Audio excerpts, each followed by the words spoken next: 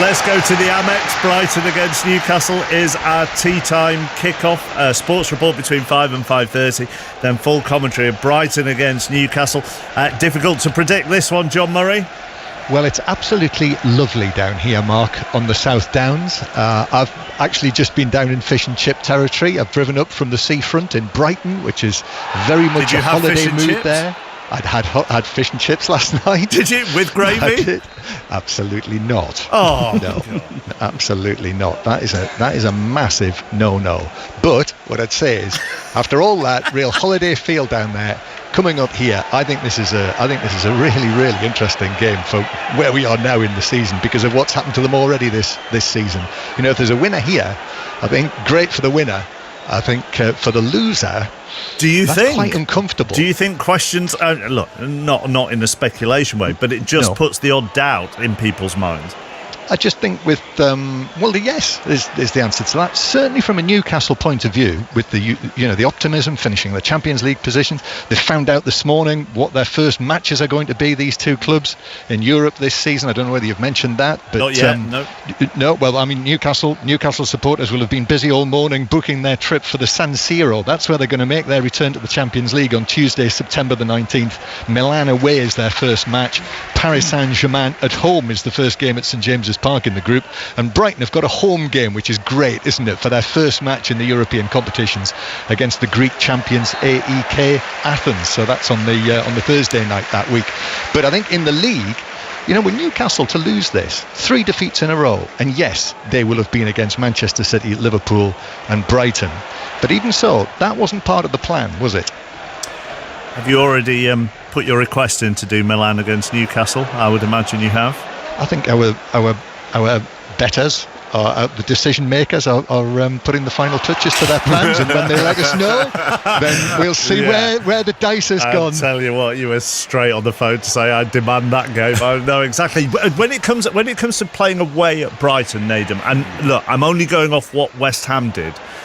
Do you think teams are going to approach going to the Amex differently this season?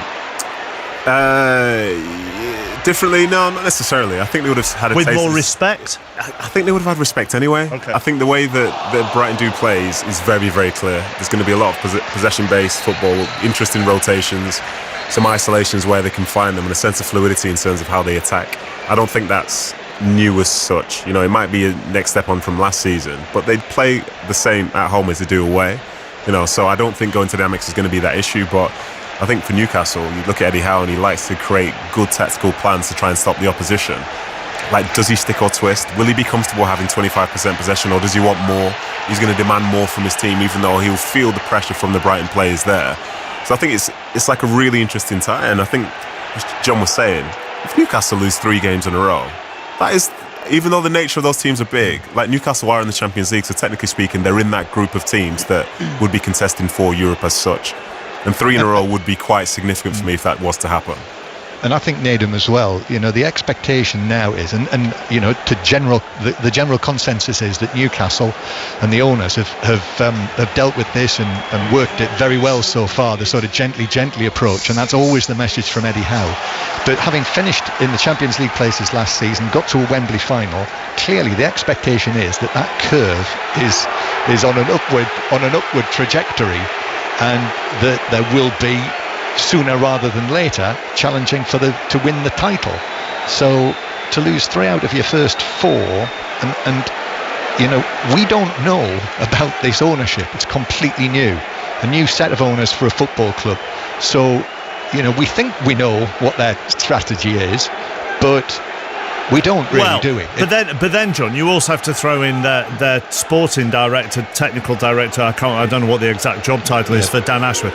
But Dan Ashworth does things in a very calm and measured way. Whatever it be, whether it be setting up an infrastructure, whether it be a recruitment policy, whether it be the head coaches. So if they listen to him, there's only one way that club is going to be run, and that's in a very measured way. And I would guess that his advice would be, look, you know, going back into the Champions League and this great group that they've got, as well as PSG and Milan, Borussia Dortmund in there, so their supporters, they're going to be playing in 3 of three of the best 25 stadiums in Europe, something like that.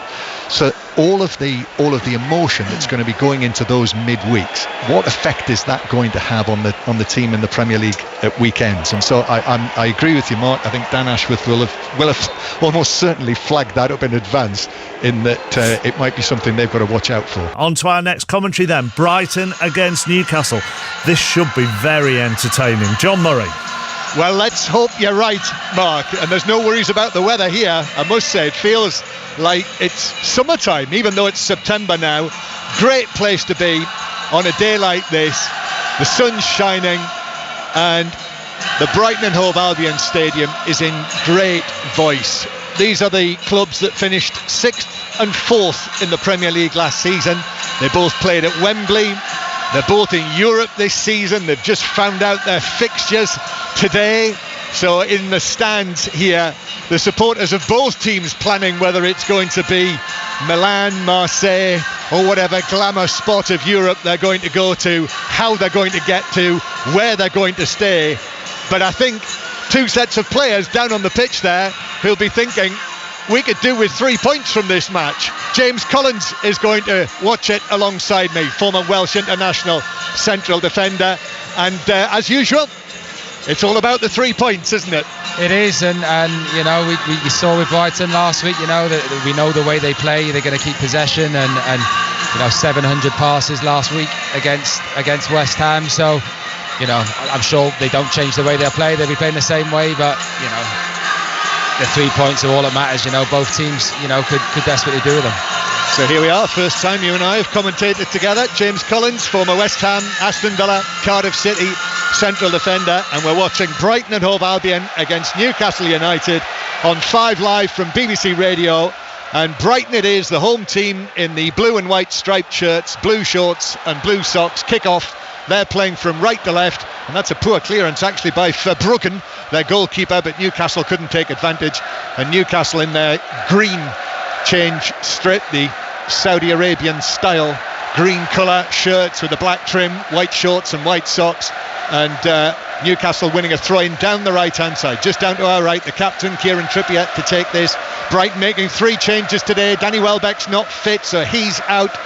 2 changes in defence as well. Milner and Webster substitutes today. So Van Hecke and Veltman have come in, and Pedro, the club record signing, is playing in place of Welbeck. I'll run you through the teams in a moment, but the ball's played through to Isaac, edge of the area, could be in here. Van Hecke comes across and does very well. Isaac was through into the penalty area, but Van Hecke recovered extremely well, went to ground, put the challenge in, and actually played it off Isaac behind for a goal kick. You could see, John, we questioned how Newcastle were going to set up. Were they going to press high, and they've won the ball back. Great ball through. You've got to say to Van Hecke, it's an incredible challenge to get back, because it looks a goal all over. Now, did he actually get the ball there? I'm just looking at this. It is a goal kick for Brighton, which, well, obviously they had a look at that. Did wonder when I saw that one replay there whether he died in, missed the ball, got the man, and it bounced through behind. And Isaac, you know, did have a shout.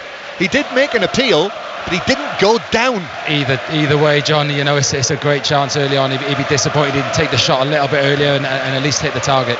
Yeah, so Brighton making 3 changes. A little early drama for them there, and Estupiñán can't keep the ball in after Verbruggen cracked a pass to him round about thigh height at pace next to the touchline. Couldn't control it. It's out of play for Newcastle throw, and their supporters in the end to our right are absolutely jubilant at that moment there. Brighton, as Newcastle go back into their own half, have Verbruggen in goal, back 4 of Veltman, Van Hecke, Captain Dunk and Estupiñán. Then in midfield, Gross and Gilmour, and March on the right, Mitoma on the left, João Pedro and Evan Ferguson. But it's Newcastle who've dominated the early exchanges, and here they come again, halfway inside the Brighton half. They've made just 1 change. Almiron now tries to reach it, just knocks it back against Estupiñán, who recovered well actually and plays it out to Mitoma, who then knocks it back to, that's a poor clearance from Estupiñán. It was cut out by Tonali, and the ball into the middle is steered wide by Isaac from near the penalty spot. It was a crowded penalty area. There were bodies in there in front of him, but he shot wide of the right post by 3 or 4 yards. It's another great chance early on. You can see exactly what Newcastle are going to do, John. They're going to press Brighton and try and win the ball up as high as possible. you've got to say it's a great chance. He's on his own on the penalty spot, and he'd be disappointed again with it's come off his shin, if anything, and put it well wide. Well, you know what? That Mark Chapman, he might be right. Yeah, we look like we're in for goals. This could have plenty of frills, as there is a foul on Joao Pedro, 10 yards inside the Brighton half. They take a quick free kick downfield. March is saying that he was fouled by Dan Burn, who's in central defence, and it is free kick given. Referee Stuart Atwell, no yellow card, hence the boos. Roberto De Zerbi down there in front of us. He's lasted, James, 3 minutes and 30 seconds with his jumper on before he's peeled it off. He lasted slightly longer than me and you, John. He did, because it is a warm September's afternoon down here close to the south coast and the sparkling English Channel. And Pascal Gross is going to take this free kick for Brighton from just in front of the centre circle, curls it forward. Isaac got a head to it for Newcastle, bounces down and is cleared away by Almiron. This is for Tonali to chase, but Estupinian got there first, and Brighton back in their own half. So the one change for Newcastle, Botman did not make it. He's out with the injury that he picked up late on in the match against Liverpool. So Burns in central defence. He's already committed that one foul, and Targett comes in for his first start of the season, Matt Targett. But other than that, it's as Newcastle have been in all of the matches so far this season, with Pope in goal, Trippier, Schär, then Burn and Targett. But then the same midfield, Bruno Guimaraes, Tonali, and Joe Linton, who was a doubt but is okay, he plays, and Almiron, Isaac and Anthony Gordon, the front line. But Brighton coming on the right hand side. Solly March through to Gross, little flick, took a touch off the defender. March hits the shot from near the right corner of the penalty area, left foot, struck it well, and it flew away high across Pope, but he knew it was going over by 3 or 4 feet. I've got to say, it's a great opening 5 minutes. Both, you can't really call that a chance, you know. Solly March on his left foot on the edge of the box. That's a clean strike, but he's put it over the bar. But credit to both teams, they both come out with the intent of going to win this game, and like I said, it's been a great opening 5 minutes. It has. 0-0. Brighton 0, Newcastle United 0, and the ball is charged down by Evan Ferguson, and it bounces out of play for a throw into Newcastle just down to our left, across the rich blue of the carpet that is just off the pitch here at the Brighton Hove Albion Stadium. Kieran Trippier a bit short with that pass. Ferguson has picked it up, placed it to the edge of the area. March is there. March then couldn't find the pass back to Ferguson, and Newcastle were able to clear. Quick throw though, Estupinian. Brighton are in their stride now after that promising opening by Newcastle United, and Brighton go back towards the halfway line, just a little short from Kieran Trippier. Ferguson was almost in. Yeah, there's been a couple of little mistakes, you know, that both teams obviously like to play, like to get the ball off the goalkeeper. A little bit sloppy, both teams, you know, they've given the ball away in bad areas and given the opposition chances to get shots on goal. March now wriggles away down the right. March tries to cross, but in slides Matt Targett and puts it behind. Corner to Brighton from the right. March has already caught the eye. 3 goals this season. He's taken a quick corner. Oh, nice work. Then the cross on the right hand side, header right across the face of goal and wide by Joao Pedro. Goal kick, Newcastle 0-0. I'm tired already, John, watching this with the pace of it. It's been a frantic 6.5 minutes already, but credit to both teams, both managers. They've set their teams out to come and get the 3 points. Definitely the right decision to take your jumper off, my jacket off. Roberto De Zerbi in his black t-shirt down there. And excellent from Brighton, responding to the good Newcastle chances, the opportunities for Isaac. And now Brighton have had their attempt at goal with March, and that head out wide from Joao Pedro. The record signing, the £30 million club record signing from Watford during the transfer window. Ball played forward for Newcastle. Isaac near the edge of the penalty area, but Van Hecke comes across and it bounces down, and Veltman's able to clear it away, and then Dan Burn is in, absolutely towering all over Ferguson, and they end on it up in a heap on the floor together. Free kick is given, but nothing more than that. So that's 2 fouls now by Dan Burn in the middle of the pitch.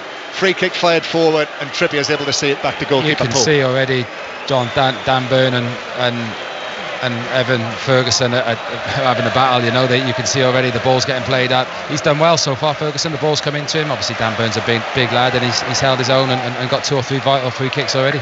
Brighton 0, Newcastle 0. If you just switched on to us on this tremendously busy sporting weekend, as it always seems to be at this time of year. Trippier challenging for the ball, but it's bounced out of play. Final touch was off Trippier. It's a throw into Brighton on the left-hand side. There is a choice of listening right now, and it's a good choice as well. Either this match in the Premier League or Dan Evans against Carlos Alcaraz, live from New York at the tennis on Sports Extra via BBC Sounds. We'll keep you regularly updated on what's happening in that match. I think I heard it said that Alcaraz had made the better start. Brighton 0, Newcastle 0. It's back with goalkeeper Verbruggen, who chips it out to Estupiñán, but it bounces up rather awkwardly, and Newcastle are all over him, and Almiron's won it back, and now here's Bruno Guimaraes on the right hand side. His cross into the head of Gilmour, and it bounces away kindly for Brighton to Mitoma, who's off and running. He's off on one of his runs, Mitoma. He's 10 yards inside the Newcastle half, but Tonali just glided across and was able to put the challenge in. Beat two men though, Mitoma. He's already scored that brilliant goal, hasn't he, against Wolves, wasn't it? Yeah, it's so nice to see, you know. Certainly me being an ex-defender, you know, you've got a player like Mitoma who can pick the ball up, run it with ease, you know, 40, 50 yards up the pitch. It just takes the pressure off so bad. But I'll go back to Verbruggen, the Brighton goalkeeper. There's 3 or 4 times already he's tried to play a ball out to the left back, and he's overhit it, or he's put too much weight on the pass, and Newcastle have pounced on it every time. Yeah, and I read an interview with him in the build-up to this match, talking about how good he is with his feet. And that's a kiss of death. I'm not a big fan of goalkeepers mentioning they're good with their feet. Right. Okay, well, we know where we are there then. Here's Pedro. Mitoma on the left-hand side. Pedro's cross straight into Almiron. Shouts for handball, but he had his arm tucked into his chest. Did Almiron. Goes square. Now it's played out towards the right-hand side by Veltman. Here's Solly March. Drops his shoulder. Takes on the defender. Oh! And the cross comes into the near post, and Nick Pope was right down near the foot of his post. And actually, I think it's almost caught him out, because it must be a deflection. Oh yeah, it's almost Nick Pope's gone for the cross, and it's a slight deflection, and it's almost nipped in at the front post. Do you know, for a minute there, I thought he'd actually scooped it into the net. Yeah. But he did scoop it round the post. And corner then to Brighton as a result of that. This is good pressure now. Good game. 10 minutes played. High corner, deep to the back post, headed across by Dunk to the edge of the area. Estupiñán hits the shot and hit it quite badly. I mean, there was a whole gang of Newcastle defenders and Brighton players in front of him. But I mean, that was set up brilliantly, brilliant. We would have had the perfect angle as well, but it's a tough chance, you know, half volley, edge of the box, headed back from Dunk. You know, it is a tough skill to master the half volley from that far out, but yeah, quite a bad scuff. Yes, it was. But Brighton now on top. Brighton 0, Newcastle 0. Brighton, who lost here to West Ham this time last week. Actually, I was listening to it. Alistair Bruce Ball was sitting in this very seat. That's when they had 73% of, in fact they had more than that, they had 80-odd% of possession, didn't they, in that match. Brighton yet lost to West Ham, who did an excellent job, your old club, on Brighton. But here come Brighton again, as in comes the challenge from Targett to put it out of play. So Brighton lost that match. Newcastle have lost their last 2, but defeats to Manchester City and Liverpool, and actually led 1-0 in the 80-odd minute, and yet lost the match with those 2 goals from Darwin Núñez against the 10 men. Ball back with Verbruggen, the Brighton goalkeeper, the Dutchman. Long high clearance from him this time, but Targett does well, is able to beat Solly Marsh. And now Joe Linton out on the left-hand side, comes infield towards the edge of the penalty area. This is almost feels like this is the first moment in this match where the pace has just dropped. There's Tonali, black hair bobbing, plays it infield towards Bruno Guimaraes, who went to drive the pass through the middle, but Van Hecke was able to intercept it, and Brighton have got it back on the edge of the penalty area with the captain, Lewis Dunk, back in the England squad again. I think he will get his chance to play if he stays fit. I think he would have done at the end of last season, actually, in the internationals, had he not had to withdraw through injury. And Roberto De Zerbi, I don't know if you picked that up on our microphone down here, but that shout you could hear, That was Roberto De Zerbi. I was saying about the passes he's been playing out to the left back here, and I think he wanted his goalkeeper to keep hitting that pass. They're obviously working on it because they've done it 4 or 5 times today, and he was furious with his goalkeeper. Well, if he repeats that at half time, Bart Verbruggen's going to know about it. Cross on the right hand side, March in field. Here's Pedro. Now Billy Gilmore, square from him towards the left hand side, and then Estupiñán to Mitoma with Trippier in front of him. Almiron there as well. Still 0-0 on 5 Live. Gilmore, that's a lovely ball through. Ferguson shoots left-footed, but Byrne went across actually, forced him wide, and the shot with his instep just ran through to Nick Pope, who was able to gather it up. Great ball from Billy Gilmore. Little slide up. They kept the ball well previous to that. Brighton, as we know they do, happy to keep possession. One good ball from Billy Gilmore into Evan Ferguson, and you've got to say it's a tight angle, but it's a chance. Brighton 0, Newcastle 0. We're in, or just outside Brighton, and it is Brighton breezy.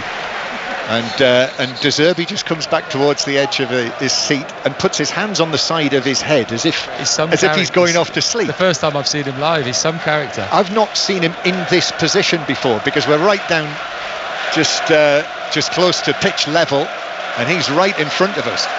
So this is going to entertain us.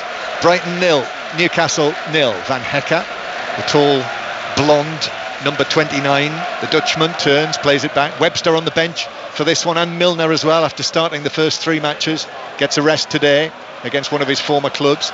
And now Lewis Dunk is just able to wander the ball forward. Newcastle have just sat off Brighton while they have the ball near the edge of their own penalty area, and it goes back to Verbruggen again, who finds Van Hecke, who's just walking the ball up towards the halfway line, then through. They're sort of picking and choosing their times, Newcastle. Sometimes they're letting the back four have it and they don't press, and other times they're pressing and trying to catch them out. Anthony Gordon wins the ball back. First time I think I've said his name in the match. He was very much in evidence in the early stages of the match last Sunday afternoon against Trent Alexander-Arnold. Comes to the right-hand side. In forward steps Cher to win it back for Newcastle. Tonali tried to play a first-time ball, comes back to him, then does play it again to Almiron. Almiron off and running into the penalty area on the right-hand side. Across, deflected off Duncan. Down went Verbruggen, actually to change direction and make a decent save down at the foot of his post to push it wide for a Newcastle corner. Yeah, it's a deflection off Dunk, and he's expecting the cross, so he's sort of in the position for a cross. Deflections come off Dunk, and he's done well to get down to his left-hand side and tip it round. So a corner for Newcastle, this there first. Looking to my right, Kieran Trippier just leaning over there and just pulling up the top of his left sock. Still 0-0, but bright opening after 15 minutes. Trippier drives this one in low, takes a touch off Solly March, but that touch has taken it to his teammate Estupiñán, and now Brighton sweep forward over the halfway line. Estupiñán to Mitoma running at Gordon. Mitoma cuts in field, right foot shot, hit the defender and then bounced back to him, and he just really softly scooped it forward through to Pope. Kieran Trippier has done unbelievable there, because he's took the corner that's been cut out and Brighton are away. They put 4-1-3, I think, going the other way, full length of the pitch. Kieran Trippier, he's probably done an 80-yard sprint to get back and block the shot. Tremendous. Started every Premier League match last season, Kieran Trippier. 32 now, 33 this month, but no sign of a lack of energy, and I'm sure he'll be involved with England in the matches against Ukraine and Scotland. You'll hear them both on 5 Live. In fact, the Ukraine game will be in Poland this time next week for the commentary on Ukraine against England. We're going to go to New York in a moment, but here is João Pedro for Brighton, up into the penalty area. Trippier comes across, leans into him, Pedro goes down, ball still in the area from Newcastle. Well, shouts for a penalty, but I think Pedro went down rather easily there as Trippier came in. However, and now it is Bruno Guimaraes who goes down in the centre circle. No free kick there either. Gordon takes it up, gives it to Isak cutting in from the right hand side, then goes wide, defender goes down, Isak pulls it right across the penalty area, and there's no one there in a green Newcastle shirt, and Brighton can clear. We'll come back to that, but let's just get an update from the US Open from Russell Fuller. Jack Draper, who gave himself just a 30% chance of playing in the US Open because of ongoing worries about his left shoulder injury, is now a set away from the 4th round. He leads Michael Mmoh by 2-0, while on the Arthur Ashe Stadium, Dan Evans finds himself 1-5 down, first set to defending champion Carlos Alcaraz. So I was right when I said that Alcaraz had made the better start. Brighton 0, Newcastle 0 on the 5 Live commentary match from the Premier League. 3 more commentaries tomorrow, but a real burst of action there. James Collins will have a word, but Brighton are building again. Here's Veltman, ball just ran away from him, had to play it back towards the halfway line. So what about Pedro then? Any shout for a penalty? It would have been soft. Trippier again. Here he is again, Pedro, nice turn. Gives it to Mitoma to his left. Mitoma's shot comes off Trippier, bounces away and spins out for a corner. This is almost like a basketball game, John. We haven't got time to comment on all the action, but the penalty shout, I think it's shoulder to shoulder, and Pedro's gone down a little bit easy, but then Newcastle go up the other end and have a chance themselves. Yes, they did, and somehow the goals have not been breached, and we have got a stoppage. Referee's just come across to have a word with Pedro and Trippier. I think they've continued the conversation there, haven't they? Trippier must have said to Pedro, it would have been soft. I think he's just mentioning that he's probably a little bit stronger than him. Yes, that's what I suspect. So it is a corner. Pascal Gross to take this. In the Germany squad this week, Gross. Cross to the back post, which is headed up and across. Mitoma jumps for it. Crowd of Newcastle players couldn't get there. Ball bounces down, still in play. Solly March crosses from the left. That's a high one. Dunk, who headed that initial ball back across. Dunk has to stretch. Somehow keeps it in over there. Well played, Lewis Dunk. And now Gross back centrally. And Brighton in possession. Veltman is going to play it back behind him to Van Hecke. 20 minutes played almost on the clock. Van Hecke square towards Gilmour. Gilmour's ball through, but Joe Linton stepped forward, gives it to Bruno Guimaraes. Bruno Guimaraes against Gilmour in the middle of the field, stood up, shoulder to shoulder, was able to pass the ball through to Isak on the left hand side. Almiron making ground through the middle. Isak now weaving his way infield, evades a couple of challenges, then comes back to Bruno Guimaraes, who goes back out towards Gordon on the left hand side. And Newcastle have possession inside the Brighton half. You know, two teams who love to have possession, and it's actually fascinating watching them tussling for possession of the football. Exactly, and when they do that, I think this is good from Newcastle, trying to slow it down, because there's no doubt Brighton have been on top for the last 10 minutes. Just get a bit of possession, pass it around, let the game settle down. It's good to see from Newcastle as well, because we talked before the game whether they were going to press high and try and get after Brighton, and they're sort of picking and choosing. Sometimes they're pressing high. You can see Isak trying to get his teammates up behind him to press, but then sometimes they're dropping off, setting little traps, letting Brighton have the ball, and then going to close them down. But they had that chance after the Pedro penalty shouts down at one end. Isak, when he was free on the right side of the penalty area, just needed to pick someone out in a green Newcastle shirt in the middle. Well, yeah, the game's that frantic. I didn't think anyone could get from the defending box up quick enough to get the cut back. But it's such an open game. Yep. So Isak's had a couple of chances for Newcastle. Brighton coming forward through the middle. This game was 0-0, by the way, last season. Here is Mitoma playing it across, but into the path of Tonali, who was underneath it and able to sweep it away towards the halfway line. Dunk steps forward. Mitoma. Newcastle with everyone apart from Isak back in that thrilling first weekend win against Aston Villa. Isak scored 2 goals, but he's failed to score in 9 of his last 10 Premier League appearances, apart from that day when he scored the 2 goals against Aston Villa. Could already have at least 1 in this match. But here's Van Hecke to Billy Gilmour, low ball through the middle, and now Gross is able to hold the possession against Gordon's challenge. Out to March on the right hand side, then it comes back. Veltman turns with his left foot, gives it back to Solly March back to Veltman again, and then Veltman back to March down the right wing. Target dives in, March turns him, now he faces him, but Target back on his feet does well, and then March brings him down, sweeps his legs away, and it's a free kick to Newcastle, but he defended it well, Matt Target. He did. It's a nice little battle developing over there. Solly March against Matt Target, both great players. Solly March has started the game really well, but when Target's been asked, he's defended well. So yeah, the pace of the game is incredible. I think Eddie Howe's just telling his goalkeeper to take his time here and try and let it settle down a little bit. Brighton and Hove Albion 0, Newcastle United 0. If you've just been out watching any of the matches this afternoon, we're going to round everything up for you at half-time. But I think probably the headline, Erling Haaland scoring his first hat-trick of the season. The champions won 5-1 against Fulham, and they have won 4 out of 4 in the Premier League this season as they attempt once again to defend their title.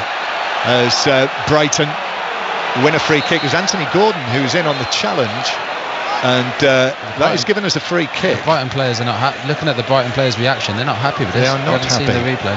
Well, Anthony Gordon had a right rivalry with Alexander Arnold last Sunday afternoon, and referee Atwell says yes, yellow card for Anthony Gordon for, well, we've just seen it again, James. It probably is a yellow. You know, he's tried to Van Heck's tried to clear the ball up the pitch, and Anthony Gordon's come in, tried to block it, a little bit clumsy, and stood on the top of his foot, but they can be nasty, so probably correct decision for a yellow card. Yellow card. So 0-0 here. 6:06 to come after this. So Manchester City 5-1 winners against Fulham. Son scored a hat-trick as well in our earlier commentary match. Tottenham's very good 5-2 win at Burnley. And we're going to hear from Son Heung-min as well at half-time. Here is Ferguson. Ferguson for Brighton. Out to the right-hand side. Chested down by Solly March. Veltman is there behind him. Then infield again to Gilmour. It's been quite influential, Billy Gilmour, in the midfield. The Scotland international in the middle of the field. Plays it out to the left-hand side. Back to Dunk, though, nearer the halfway line. Gilmour comes, wants the ball. Then back to Dunk, who's going to go all the way back to his goalkeeper. And as well as that, finished Brentford 2, Bournemouth 2, also 2-2 between Sheffield United and Everton, so their first points. And Nottingham Forest winning at Chelsea as well, amongst the headlines earlier. Preston, top of the Championship after their win at Stoke, and St Mirren remain top of the Premiership. But it is Rangers Celtic tomorrow, and that's our first commentary match tomorrow afternoon, midday kick-off. So 5 Live Sport on air from 11:30 in the morning with Steve Crossman.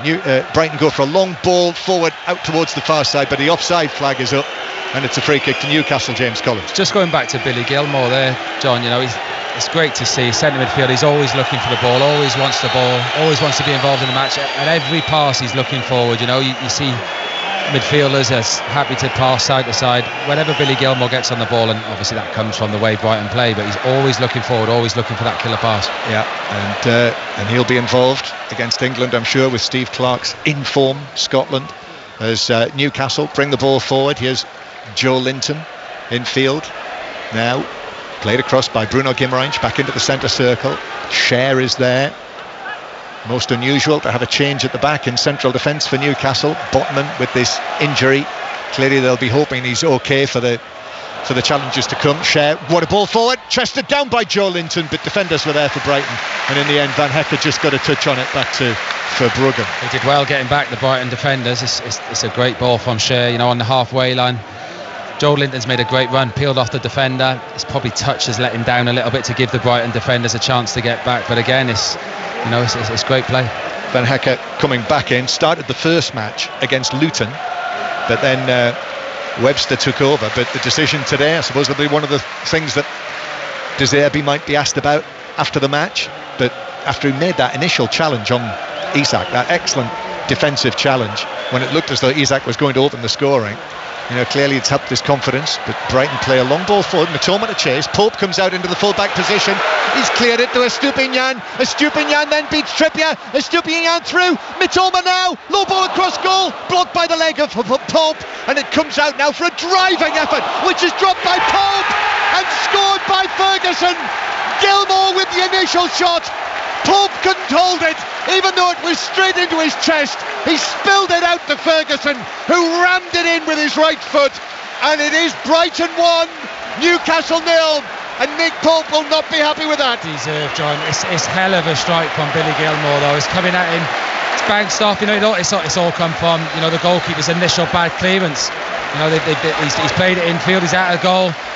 I've got to go back to it. Billy Gilmour's strike, you know, he'd be disappointed. The goalkeeper should be holding it, but it's a great strike and nothing that Brighton don't deserve. Absolutely caught it so sweetly from best part of 25 yards, slight angle outside the area when it came back to him after Nick Pope had blocked the initial effort from Mitoma. Then there was a half clearance from Tonali, but the drive. But it was right into his chest, Nick Pope. Yeah. Slightly higher, you know, left side of chest, put his arms up, just spilled it straight out. I think Fabian Schär is just in front of him and tried to make a block literally 6 yards in front of Nick Pope and tried to block it, and it's just gone over his knee, so maybe that's taken his eye off it. But he'd be disappointed he didn't hold on to it. But I say it again, Brighton fully deserved their lead. And also, as well as that, the poor clearance from Nick Pope, who was in the full-back position. So 1-0 Brighton. But here's Gordon now, skipping across the edge of the penalty area, playing it square. Joe Linton, lovely footwork, and then steers it wide as Dunk slid in with his left foot. Thought that was bound for the bottom corner, but just wide. It's so end-to-end. I think it's one of the most end-to-end Premier League games I've seen. It's again great play from Anthony Gordon. He's cut inside. Joel Linton probably should do better. It's a bit of a tame effort really from where he was, just on the edge of the box, side-footed it wide of the goalkeeper's right post. Proving to be quite a challenge to keep a note on everything that's happening here. Brighton 1, Newcastle 0, and Evan Ferguson. Here is the goal scorer. The Irishman takes it on, plays it infield to Mitoma. Pedro outside the box. Pedro shoots over on the slide from near the penalty spot, just leaning back. But it was opened up. It opened up for him, but he couldn't keep the shot down. I'm glad you're sat next to me for this, John, with your experience, because I'd be struggling to keep up with this myself. It's incredible. I've never seen a game so end-to-end in my life. What are you saying? No, you could do it. I'm struggling to keep up with it myself. I'm just used to that Mark Chapman talking about my experience, but not always as kindly as you do. Brighton 1, Newcastle 0, with almost half an hour played. Super striker's finish as well, wasn't it, from Ferguson? I mean, people will say that was a simple finish, but that's kind of what he's building his reputation on, isn't it? This 18-year-old, let's not forget. Yeah, such a young lad. When it comes back off the goalkeeper like that, just first of all the instinct to follow the shot in, and sometimes they fall through, sometimes they don't, and we've seen it before. They come at centre forwards like that sometimes, and they rush it and put it over the bar. But you got to say he took it very well. I was listening to one of our podcasts driving down, the one with Jermaine Defoe and Troy Deeney on yesterday afternoon, and in actual fact, what part of that section there was them talking as goal scorers about how important it is to get in around the edge of the 6-yard box. We used to say it at West Ham, to the centre forwards, follow it in. We used to have a saying, 10 a season, or even if it's 6 a season, you get them. And like you say, Anthony Gordon at Evan Ferguson at such a young age has gone in and followed it in, and he's got his just deserves. Yep, he has. That's his second of the season. Scored in the win against Luton when he came on as a substitute. And you say 10 goals a season. That's what he got last season. Young Player of the Year. And I must say, he looks like another Brighton player who, the world is his oyster, as Dan Burn is fouled by Solly March, and it's a free kick, an aerial challenge, and a free kick for Newcastle. Oysters being the operative word, having been down on the seafront in Brighton. You had fish and chips earlier, I had fish and chips, but there were oysters available. Yeah.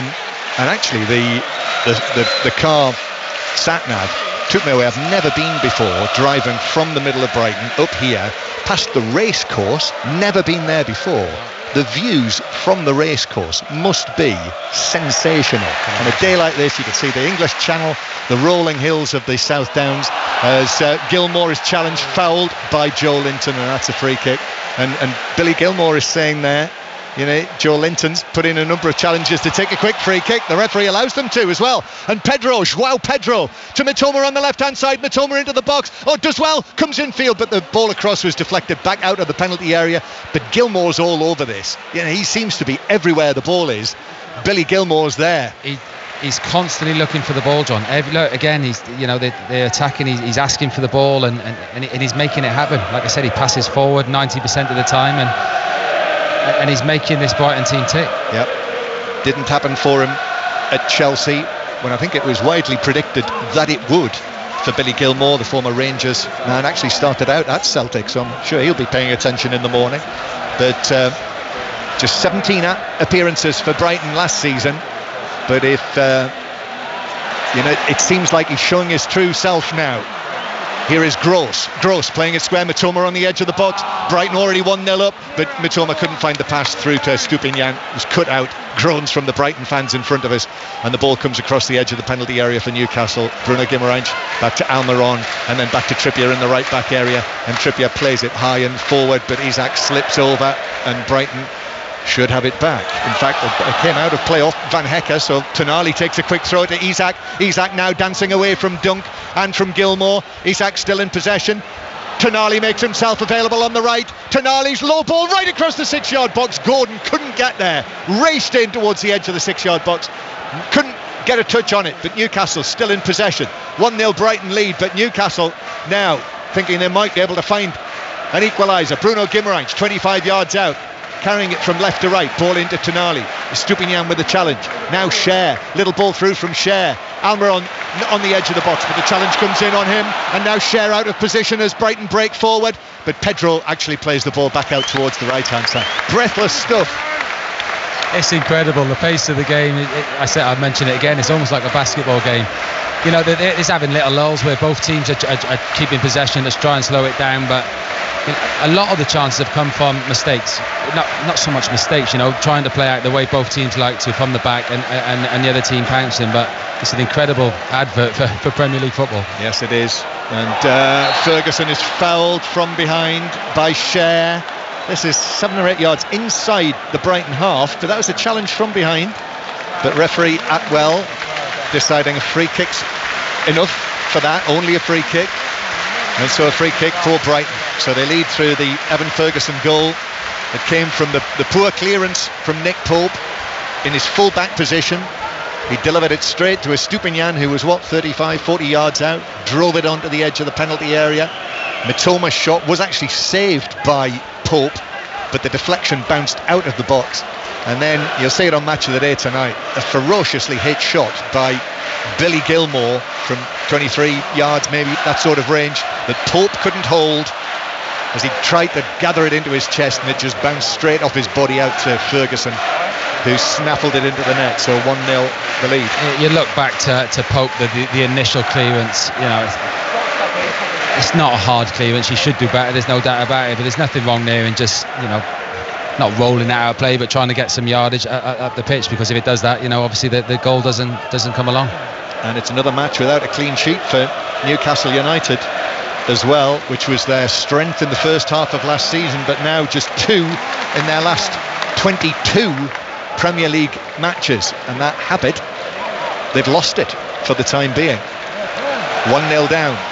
Here's Ferguson. He looks full of confidence as well. Big guy, short brown hair, shaved at the sides, as so many of them do these days. Here's Mitoma, brilliant, pulls the ball down on the left wing, plays it into a Stupinian inside the box, left-footed ball across the penalty area, though straight to Bruno Guimaraes for Newcastle, who's able to control and play it away. But that was Mahrez-like, actually, from Mitoma. That's what that was. He's got into those little positions down the left-hand side here quite a few times. 3 or 4 times he's picked the wrong option, and it's sort of come to nothing. That time, picked the wrong option. Newcastle have gone for the cutback again, which they have, you know, on a number of occasions, and not quite had the runners. Tonali playing the ball through towards the edge of the penalty area. Isak is there for Newcastle, forced wide, still in the box though. He's got Almiron behind him, comes back. Tonali puts his foot on the ball. Tonali now into the area, then back out towards Almiron, left-footed cross from him towards the back post. Joe Linton stretching, but Veltman did enough. Just did enough to block him, and the ball is through for a goal kick. And we've got less than 10 minutes to go to half-time. James Collins, just the one goal. Could have had many more. I feel like we've done a full game already, John. I do. You're needing more fish and chips after this. Back down. Yeah. Goal kick then for Brighton. Gilmour to take, and then the ball forward towards Pedro, who comes short. Gilmour misplaces the pass, but it runs to Gross. But Gross's ball over the top to Pope, who gets the ball in between his feet just outside the penalty area. It spins, and the crowd are onto him straight away, and he's able to this time to gather. He didn't. I don't think he fancied the clearance that time, John. So he sort of muddled himself up a little bit, but dealt with it in the end. Well, he's such a good shot stopper, Nick Pope, one of the best, really. And I have to say, going to the England squad announcement on Thursday, I had him on my list, that Gareth Southgate, as he did in so many positions, said he was sticking with the players who played in June, and Nick Pope missed those matches because of a finger operation, so therefore has to play his way back in, one would assume, past Sam Johnston to get back in the squad. Tug on the shirt here. It's a free kick to Newcastle halfway inside their own half. Going back to the the chance, he should hold on to it. But how many times you've seen, John, goalkeepers, try and palm when the shot struck that fiercely, they try and palm it away or punch it away. Credit to him, he's tried to hold on to it, but it's not gone too well. And I think you're right. I think the shot coming just past the outstretched foot of Cher was definitely a factor. Newcastle then played out to the left-hand side. Here's Targett bursting forward down the left. The left back for Newcastle. Gordon's there as well. Gordon's cross headed away by Dunk. Might come out for Almiron. No, Mitoma arrived from nowhere and was able to get a foot in to take the ball away into the full-back position. His clearance, though, has ended up with Cher. And now to the right-hand side to Trippier. Trippier back into the edge of the area. Bruno Guimaraes slides it forward. Tonali into the box. Stretch from Estupinian. Just got a touch. And then a weak shot. That's blocked inside the penalty area. Tonali again, but Estupinian is able to move across and strike the ball away past him downfield to the halfway line. Half-time approaching when we will hear from, as I mentioned, Son Heung-min on his hat-trick as Tonali is fouled by Estupinian. Estupinian just come through the back there, bit too eager to win the ball. Quite a dangerous position for a free kick. The ball's been rolled into Tonali, and he's just a bit eager, tried to get his leg, around him and caught him on the back of the ankle. So a free kick.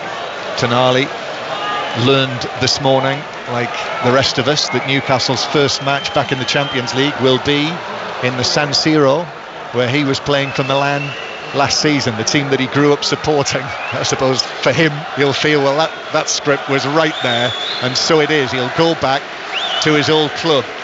So he'll want to be fit, and he is. He's okay after that challenge. Free kick, though, for Newcastle, who trail 1-0. High line held by Brighton. Trippier curls it in, but too close to Verbruggen, who comes tall, dressed in black, and is able to make the catch. It's so disappointing when that happens. Like I said, it's a good position for a free kick, and you don't expect it from Kieran Trippier. His poor delivery, put it straight into the goalkeeper's hands, but they should be taking more care of them. Set plays in football, we know how big they are, and when you get a chance like that, it's got to be better quality. In fact, at half-time, we're going to hear from both Premier League hat-trick scorers. Erling Haaland will be on as well, so listen out for him. Mauricio Pochettino and Steve Cooper after Nottingham Forest's win at Stamford Bridge, and also it says here an angry Marco Silva, so that must be after that VAR decision in the Fulham game at Manchester City. So all of that at half-time, plus the latest on the tennis, live from New York. Tennis commentary continues on Sports Extra. As we'll have the latest on the Walker Cup as well, by the way. Long downfield for Brighton, for Mitoma, but he's adjudged to have fouled Kieran Trippier, and that's a free kick to Newcastle on the edge of their own penalty area. 5 minutes to go to half-time.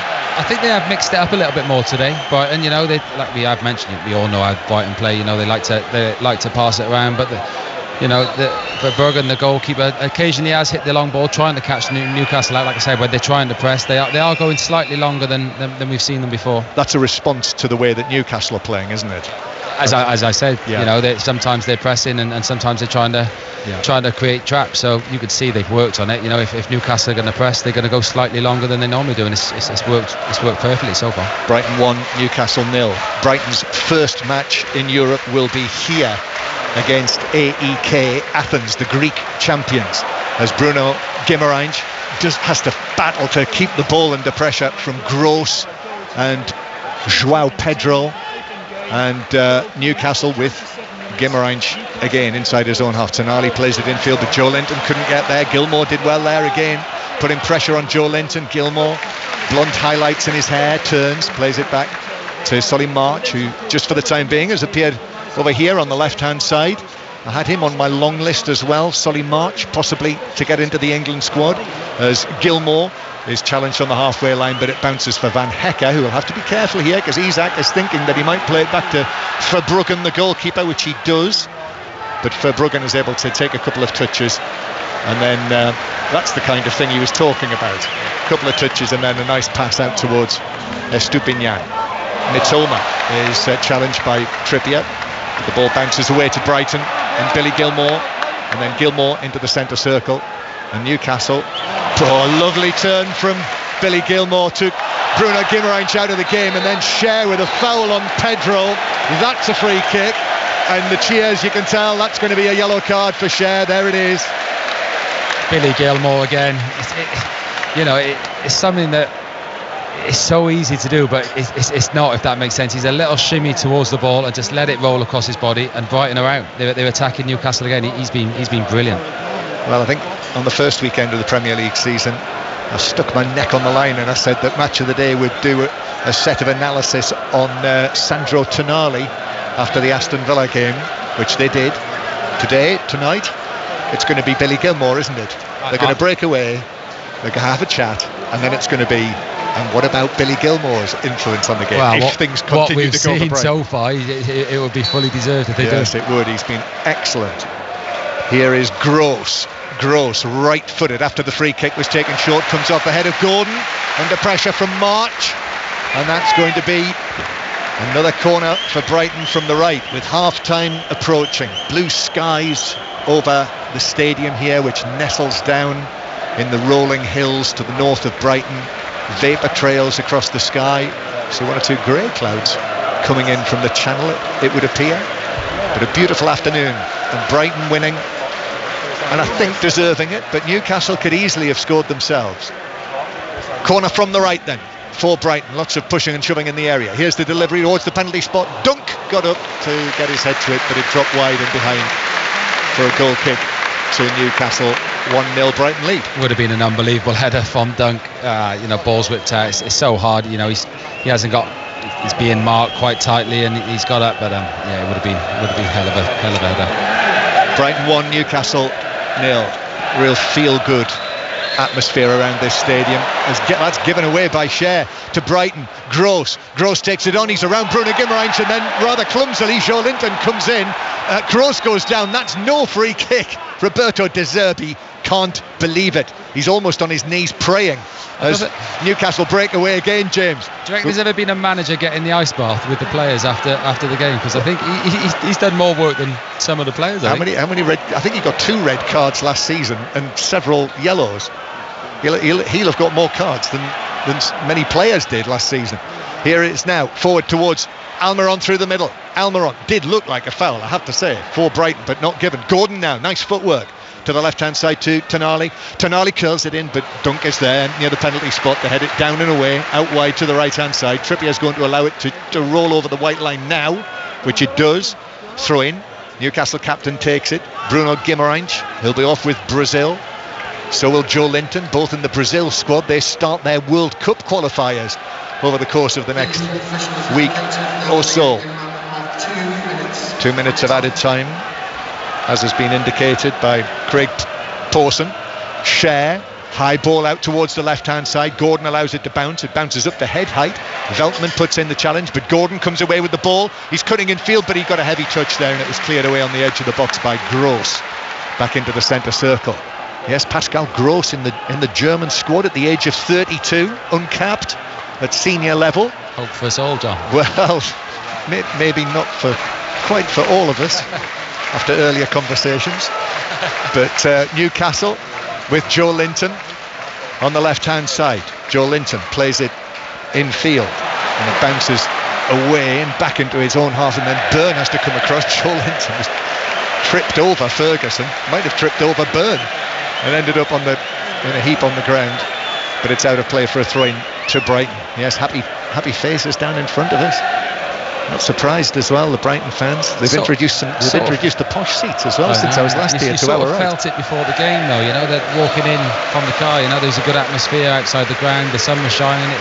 You could just see that there's a real buzz around the football club. Yeah, they've broken out into a chorus of Sussex by the Sea as Brighton take the throw-in on the far side. Or what's happened here? The referee said take it again. Actually, yeah, the ball was moving, so it's a free kick to Brighton. I learned a new phrase as well this week that I'd never heard before. It's the motto of the local ale, the local beer that they brew in Sussex, and the motto is "We won't be druv," which apparently is the unofficial motto of Sussex, which means we will not be, cowed. Will not be. And there we are, and they've not been cowed after the defeat against West Ham last week.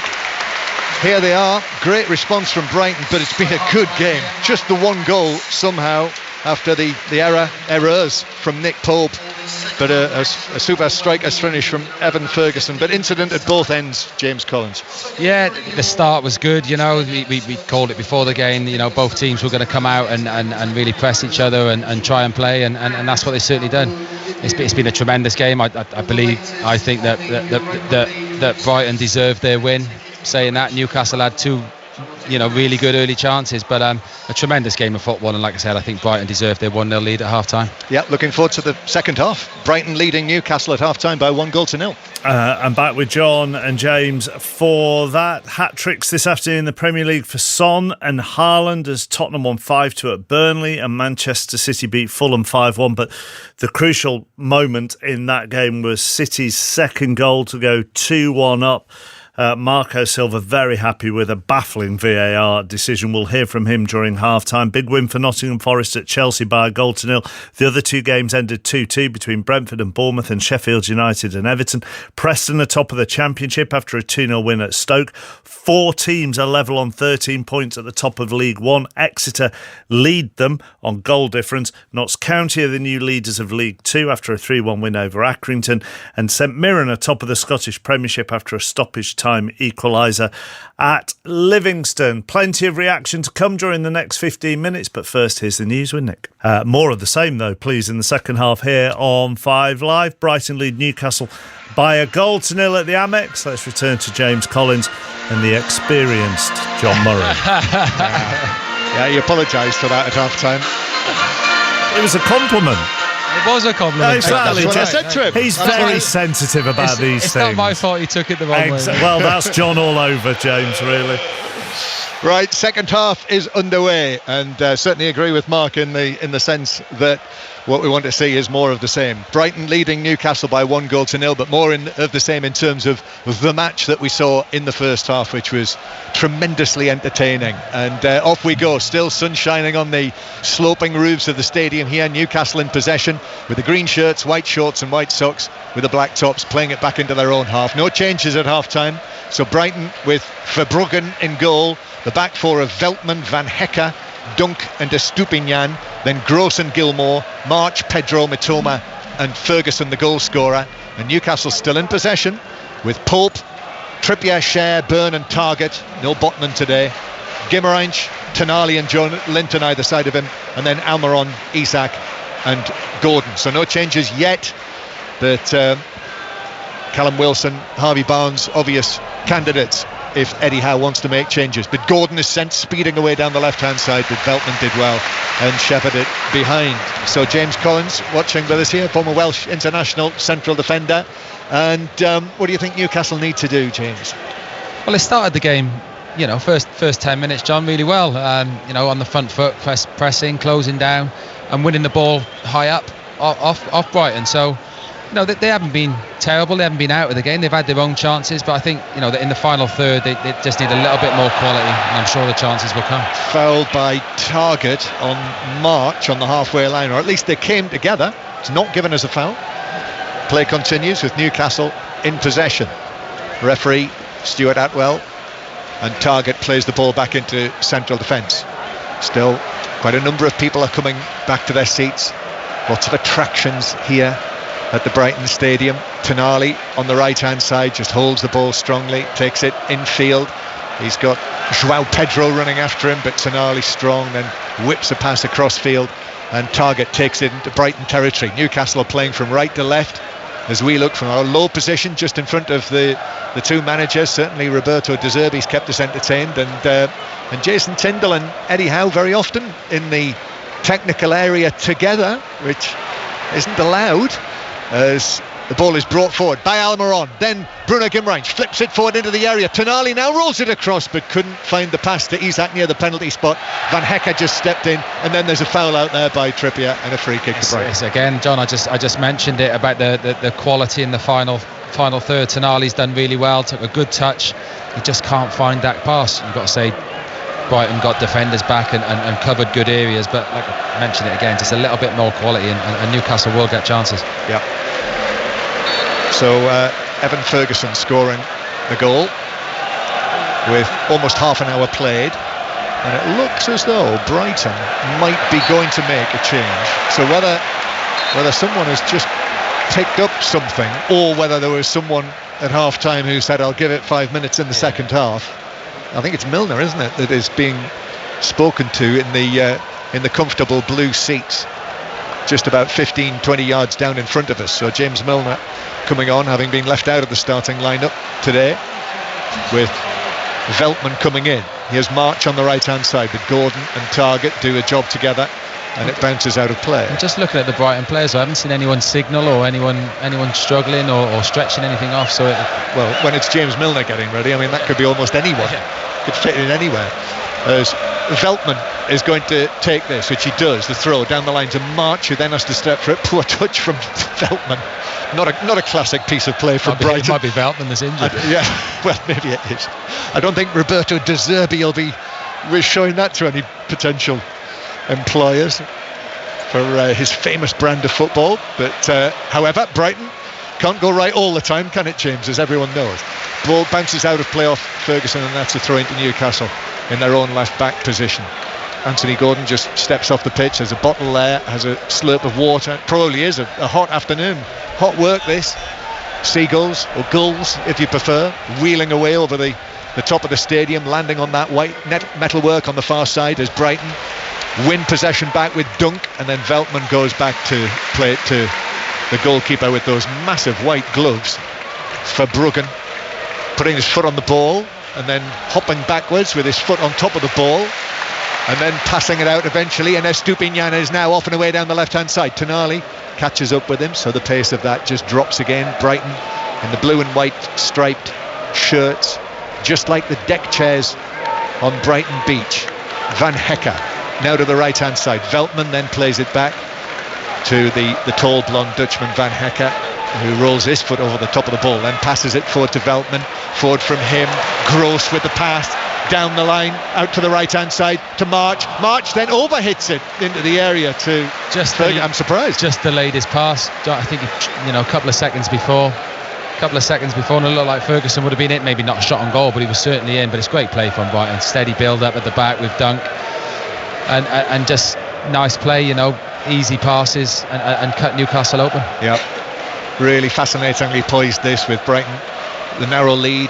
Second goal for Brighton would make it very difficult for Newcastle. And now actually Newcastle have lost it playing out from the back, but an important challenge by Cher, or a tackle I should say, won it back, and then that might have been a foul by Mitoma on Tonali. No, it's not. Must have just slipped under pressure from Mitoma, and he's conceded a throw-in on the far side, level with the edge of the Newcastle penalty area. So Estupinian is coming up to take it. The Ecuadorian international Estupinian takes it back towards the halfway line. By the way, good to see Tariq Lamptey back among the substitutes for Brighton today, who's had his injury problems, the young man. Not played since March, but is among the Brighton subs today. Ball played through the middle for Ferguson. Nice turn. Ferguson now approaching the penalty area. Oh no, then gets it all wrong. Slips the ball through for the run of Pedro, which never came, and so Pope was able to come forward and take it out, then underarm it, bowling it out to Gordon, but it comes back to the edge of the Newcastle penalty area. Joe Linton near the edge of his own box, got to be careful. Gross put the challenge in. Joe Linton almost lost it. Target has been robbed. March now into the area. March's ball across. Pedro with the control, but the defender was able to nip in. It's Bruno Guimaraes actually, who's now running the ball away across his own 6-yard box to comparative safety, but he's passed it out for a throw to Brighton. I don't think I've ever seen anything quite like that. Dribbled it, put 2 yards off his own line straight across the goal. Well, not in 11-a-side football, it's like something out of 5-a-side. And actually, the referee spotted something in there which has resulted in a Newcastle. There must have been an offside in there. Offside. Must have been. And it's a free kick to Newcastle that Pope is going to take. So Brighton 1, Newcastle 0. Both of tomorrow's Premier League games, you'll hear them on 5 Live. Very interesting ones as well. Liverpool against inform Aston Villa, who've not looked back since the 5-1 at St James's Park. Excellent play by risky but excellent from Almiron, doing a Guimaraes, running the ball across his own half, but then did find the pass, but then Gordon's attempted ball, that was cut out by Estupinian, and then important challenge from Trippier on Mitoma on that far side to put that out for a throw in. A few little mistakes. The start of this first half, it hasn't been as crisp, and the passing hasn't been as good. Nothing major, just crossfield passes that have been getting cut out. But it looks like Newcastle more around their box. They've taken a few risky chances, and like I said, if they go 2-0 down in this, you do well to see them getting back into it. Yeah, tough. However, currently it's 1-0. Ball back with Verbruggen. So yes, Liverpool Villa tomorrow live from Villa Park. Then Arsenal Manchester United live from the Emirates. And before that, do not miss Rangers Celtic live from Ibrox with Alistair Bruce Ball and Pat Nevin. Ball passed forward by Veltman. Groves into the full-back position. Good ball across, cut it back towards the penalty spot. Newcastle don't clear. Pedro's won it back. Pedro now trying to find a position, trying to flick it back, and then Pedro fouls Trippier, and it's a free kick to Newcastle. Newcastle are causing themselves so many problems, just trying to play out. Kevin Trippier, you wouldn't expect it from him. He's a bit lazy, a bit lax. They've had 3-4 passes in their own defensive, in the 18-yard box. Only from Brighton, lack of quality that they haven't conceded again. They've been fortunate there that Brighton haven't made more of any of these recent incidents. Newcastle determined to play it out from the back, to play through Brighton. Now that's what they're doing again, and Target charged down by March, wins the throw-in off the Newcastle left back. So a throw-in for Solly March to take from the right. Actually leaves it for Veltman. So Veltman, the experienced Dutchman, comes up, the number 34, just holds the ball above his head. The Newcastle fans in their striped shirts behind that goal to our right. Throw-in taken, headed back to Gross. Now March is in there near the dead ball line. Bruno Guimaraes puts in the challenge to deflect it out of play for a throw-in to Brighton, a corner to Brighton from the right. It's come from Newcastle again, not wanting to clear the ball, not wanting to get the ball at the pitch. I know it's not fashionable, if you like, or not how Eddie Howe wants him to play, but sometimes you've got to clear lines and get up the pitch. You can't get out. I think Eddie Howe's going to respond by making a change. Brighton, whatever they were planning to do with James Milner, that hasn't happened yet. So Elliot Anderson's been called forward. Triple change. Corner then for Brighton towards the back post. Stretch from Ferguson, who leapt high for it, got ahead to it, but from him just glanced off his head and behind, and it is a goal kick. Well, that's the response from Eddie Howe then. I think he's seen enough. I think we're going to see a triple substitution here. Like I said, it's all their own doing now, trying to play too much. Sometimes you've got to clear the ball, get up the pitch, but they're trying it again, just watching it now, starting from a goal kick. It's going to be 2 changes in midfield, so Anderson and Longstaff coming on, and Callum Wilson as well. So it's interesting if Tonali is going to make way again, as he did against Liverpool last week. You'd think that would be the natural change to make, Longstaff for Tonali.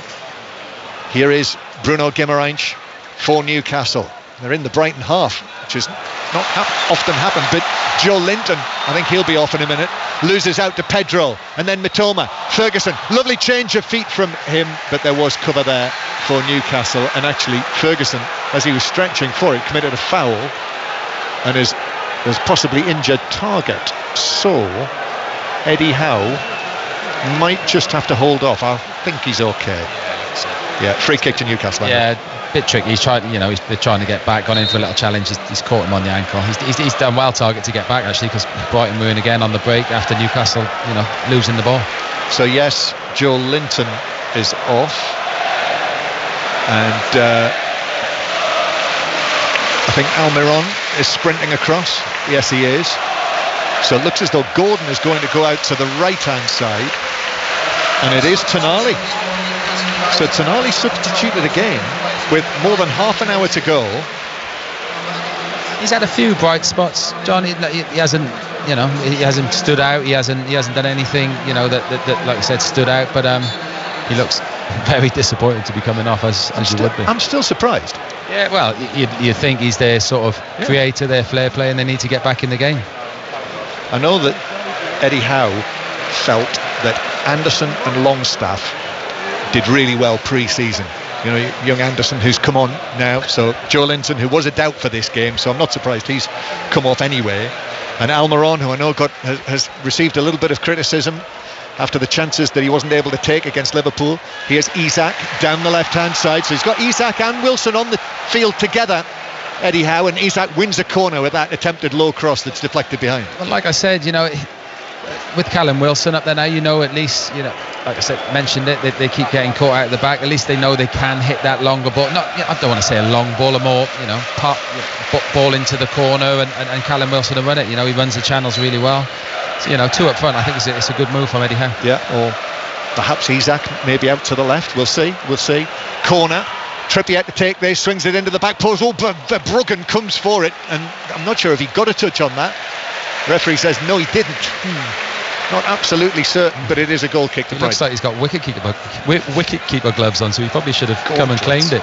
Yes, they're absolutely massive, aren't they? I did go. I went up to the county ground, Hove, this morning, because I've never been there before. Saw the Morris Tate Memorial Gates.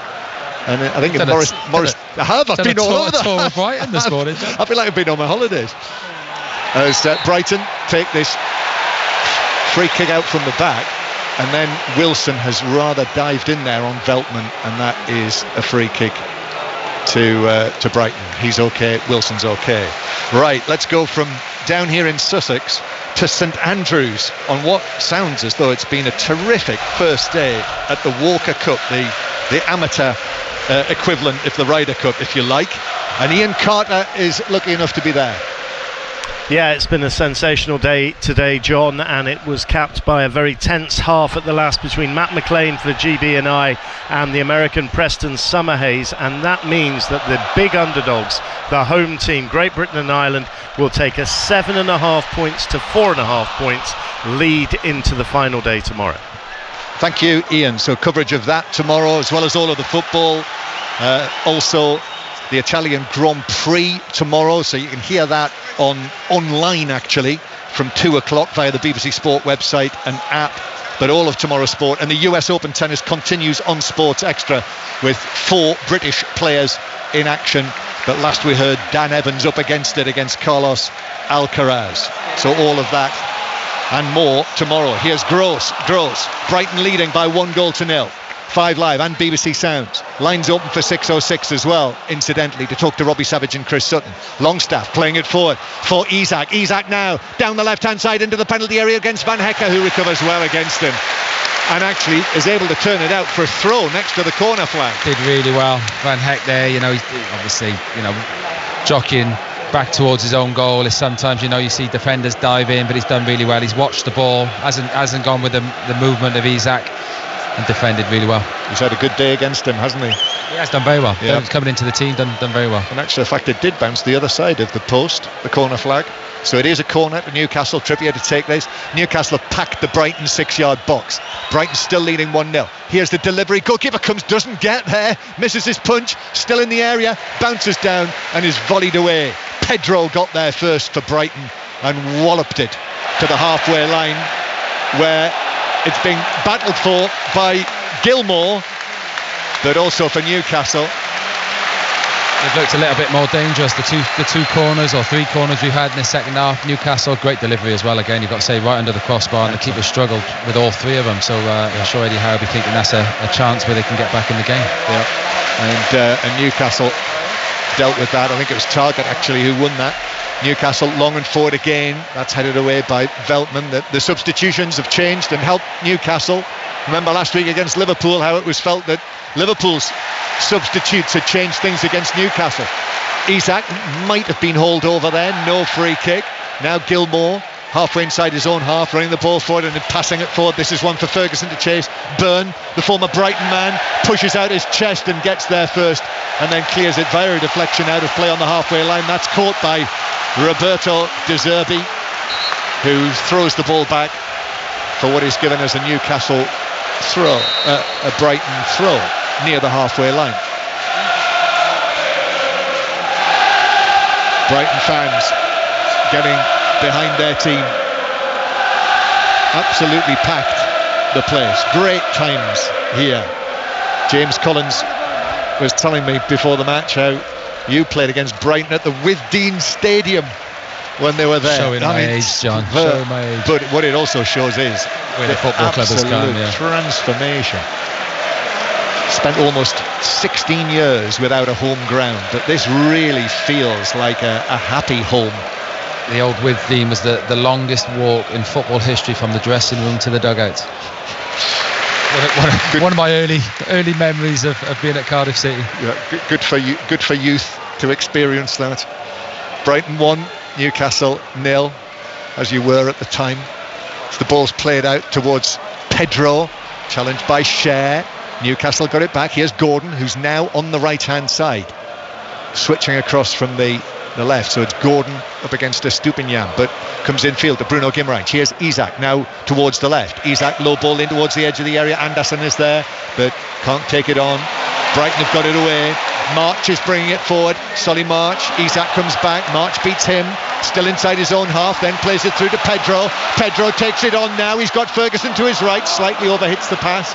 Down into the full-back position, and Dan Burn gets there first. Clears it. Ball still in play. Isak. This has been shielded now by Anderson.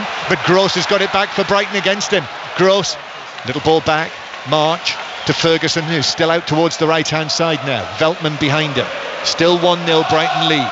5 Live and the World Service from the BBC. Lines open to talk to Robbie Savage and Chris Sutton on 08 085 909 693. So book your call now. You can talk about the weekend's football every Saturday and every Sunday night with those two. Chris was at Burnley today for our earlier commentary. You might want to talk to him about that. Ferguson turns, shoots. Oh, he scored! What a finish! The 18-year-old, a poacher's goal in the first half, but that was outstanding from 25 yards. Evan Ferguson 2, Brighton Hove Albion 2, Newcastle 0. It's a great goal, John, it really is. I was just going to mention it before, we're talking about his hold-up play. He's put in hell of a shift today. His first goal is a nice composed finish. This is brilliant. For a centre-half, he's come off the centre defenders. No one's followed him. He's turned, had a touch, and bent it with his right foot in the corner. It's a great goal. Came centrally. It was Gilmore's little ball through. He had space there, so much time. You look at it, being a bit critical of, looking at the defenders. Dan Burn's got to come tight with it. He hasn't. He's got on the ball, turned sharp, 1-2 touches forward, and bent it in there. He hasn't struck it hard. Quality, real quality with his right foot, and bent it in the bottom left-hand corner. Pinpoint it was. The cheers, because it's just been shown on the big screens. And as that right foot shot from 23, 24 yards, something like that, he hit it perfectly. A little bit of bend in, Pope diving to his left, and as you heard there, the big cheer when it found the bottom corner. Sort of a signs of a real, natural finisher, John. He hasn't had to hit it hard. A lot of players would. They think they've got to strike it. He's just bent it lovely in the corner, and he deserves it. I was just going to mention his work rate, the way he's marshalled the front line. He's been superb today, really has. And Billy Gilmore will get an assist for that as well, with a simple pass, really. To go to his highlights on Match of the Day this evening. Exactly. And I think they might be now 2-0 the lead. Newcastle have got a lot to do here. They need a goal quickly. 2-0 down, but Anderson does well to Isak, back to Anderson, left side of the area, pulls it back, it's gone all the way. Gordon, he steered it wide. There were players in the way, teammates and opponents, but Gordon arriving on that right side of the box. Got to hit the target, John. Just gone 2-0 down, such a big opportunity. Worked the ball really well. Newcastle cut back, he's come in all on his own on the edge of the box, and it's not even close, if I'm honest. I'm probably 13, 14 yards side foot. There is players, but he's got to be hitting the target. It's gone six yards wide. He's screwed it horribly wide as he arrived onto it. Dear, oh dear. But I think that Ferguson second goal, followed swiftly by that miss, that's all making it harder for Newcastle. Doesn't look great, does it? And now we've got a little bit of pushing and shoving between Target, who I think's been yellow carded for the initial foul, but he was shoved down. Free kick was taken quickly. Referee's going to bring it back towards the halfway line. And Matt Target was yellow carded for the initial challenge, which conceded the free kick. So while they organise themselves, let's get an update from the latest. The British players in action at the US Open. Russell Fuller is there in New York. Dan Evans is making Carlos Alcaraz work hard, John. It's very enjoyable, but Alcaraz leads by 2-0, and he's won the first game of the third set. Jack Draper now 2-1 up on Michael Moe of the States. 3-2 Draper on serve in the fourth as he tries to reach his first Grand Slam last 16 match. And Cameron Norrie lost the last 14 points of the first set to drop it to the unseeded Matteo Arnaldi. 3 games all in the second. Brighton doing it cockily now, I'll tell you in a moment, but Pedro carrying it forward, but Anderson was able to come across and stop his progress. However, only temporarily. It comes through the middle. Ferguson might have another Premier League hat-trick today after Haaland and Son. Ferguson, scorer of both goals in this match.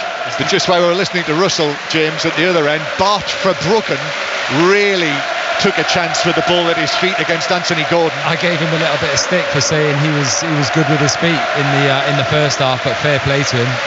He's done a little drag back or a little Cruyff, and it's worked out perfectly. Got up the other end and had another chance from it. Yeah. Did the Bartman. I was just going to say, Evan Ferguson, just watching him run around, he reminds me of a Rooney.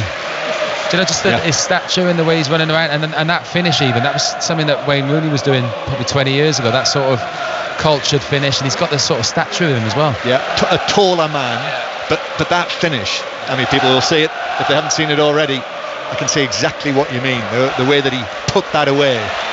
Brighton 2, Newcastle 0, and Gordon having that chance shortly after Ferguson made it 2-0. If you think back, Joe Linton had an opportunity that he made for himself shortly after Ferguson scored the first goal. But Mitoma now to the edge of the area. Here is Ferguson, shoots, deflected in!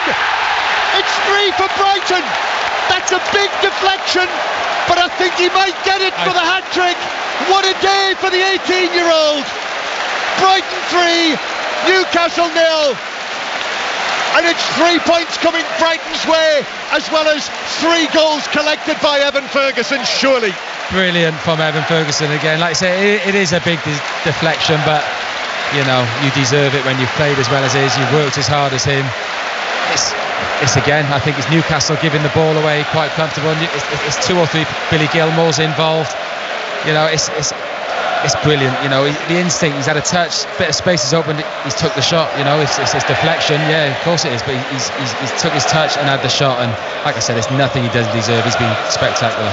And is it going to be his goal? Yeah. Yes, it is. Yeah, we've just shown the angle from behind the shot that came off Cher, I think, but it looked like it was on target, but a massive deflection off Cher, so Pope was going the wrong way, and that big deflection took it into, well, he was trying from his point of view to bend it into the bottom left corner. It ended up going in the bottom right corner. Similar again with showing his quality with his left foot. You know, he was bending that one with his left foot into the far corner. He deserves his luck, he really does.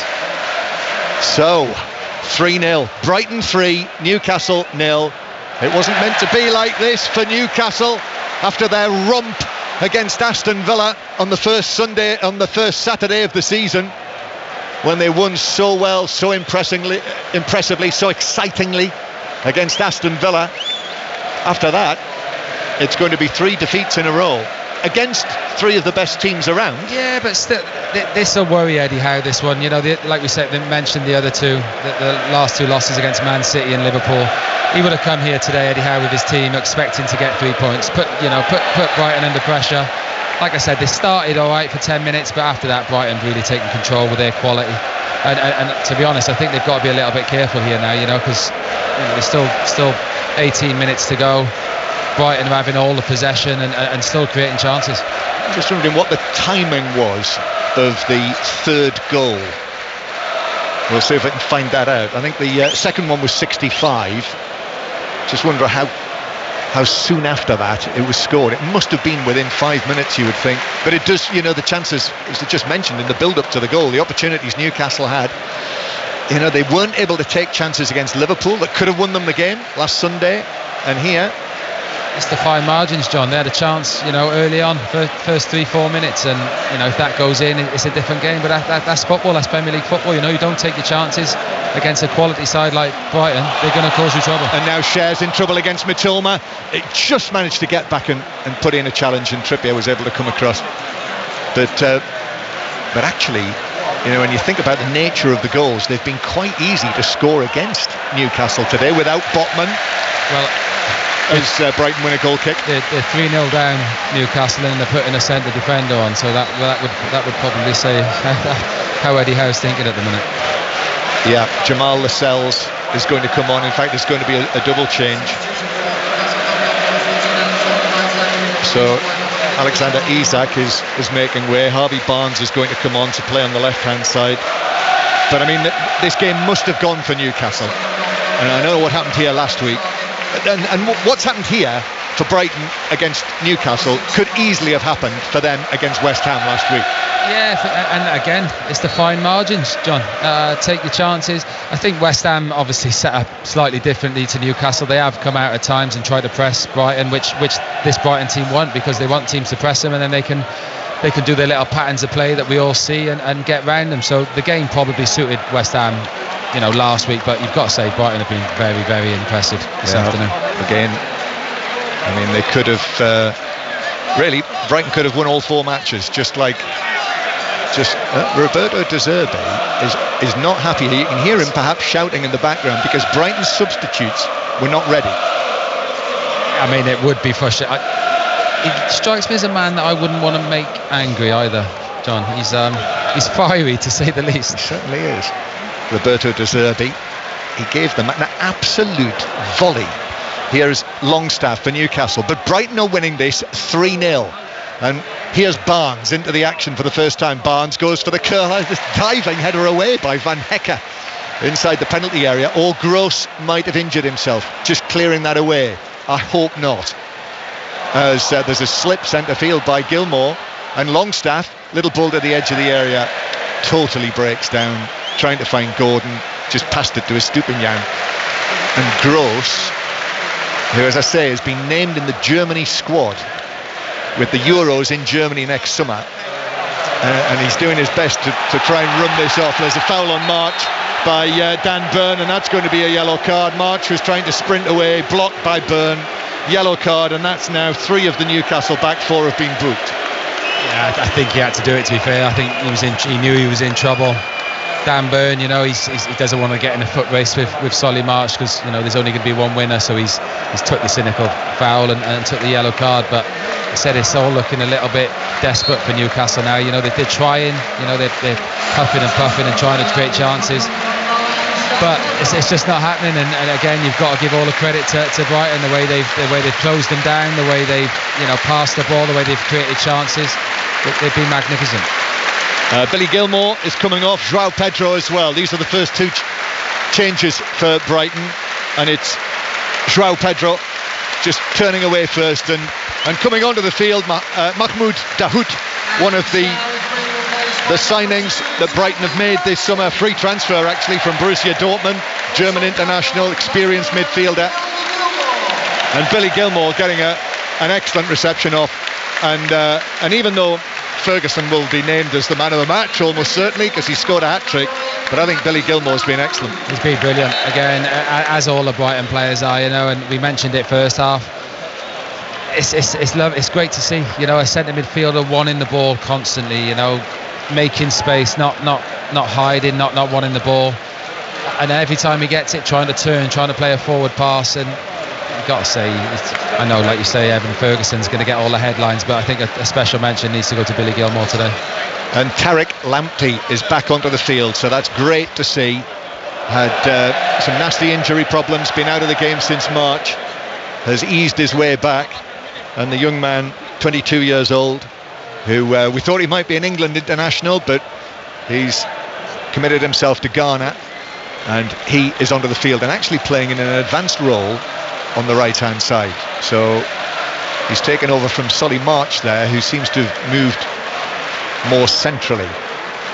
So Brighton 3, Newcastle 0.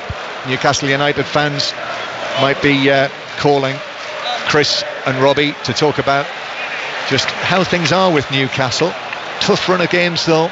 They knew that before the start of the season, but the optimism was so high as there's a foul centre field.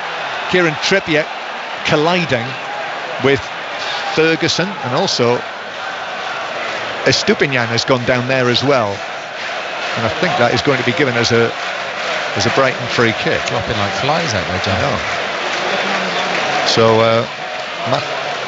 Mahmoud Dahoud coming on into the midfield, and it's actually Bruno Guimaraes, wasn't it, who was involved in conceding the free kick. But it was Kieran Trippier who was caught. It looked as if he was caught initially, and this was all of it just a bit clumsy. Yeah, wasn't it? several players ended up careering down, but Trippier, he did grab the back of his hamstring. Yeah, like he went straight for his hamstring. He did. He's trying to run it off, but if he's done his hamstring, he won't be running that off. Suddenly now for Newcastle, the great excitement about the Champions League group. But you've also got to take that into it, John, as well. The added games, the added pressure, the added expectation that's around Newcastle. This obviously wouldn't have been in the plan. Losing 3 out of their first games, 4 games. But again, it's only going to build. More games, more pressure, more pressure from the fans expecting. So it's not desperate times for Newcastle by any stretch of the imagination, but it's certainly not the start they would have wanted. So Newcastle, Dan Burn is now back at left back. So Targett, did I say that? I'm not sure if I did. Targett is one of the players who left the field, and Burn's back at left back, and Jamal Lascelles alongside Cher in central defence.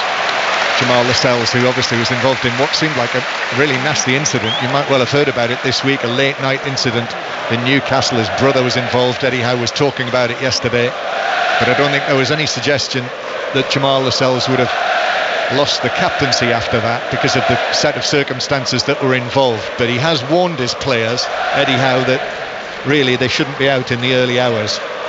And the point he was making, with all of the matches Newcastle have, and certainly now the pressure is on, I think the full focus for Newcastle is going to have to be on the matter in hand. Brighton 3, Newcastle 0. Veltman can't keep the ball in here, and Brighton are going to make another double substitution. The old mates from Liverpool. I was going to say, if there's 2 lads you want to bring on to shore a game up and make sure you get the 3 points, it's James Milner and Adam Lallana. Yeah, coming on. So Solly March is the first man off. He's played well as well.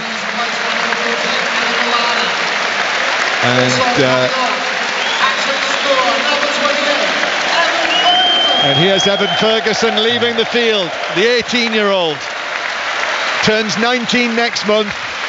What a day he's had. Slaps hands with James Milner.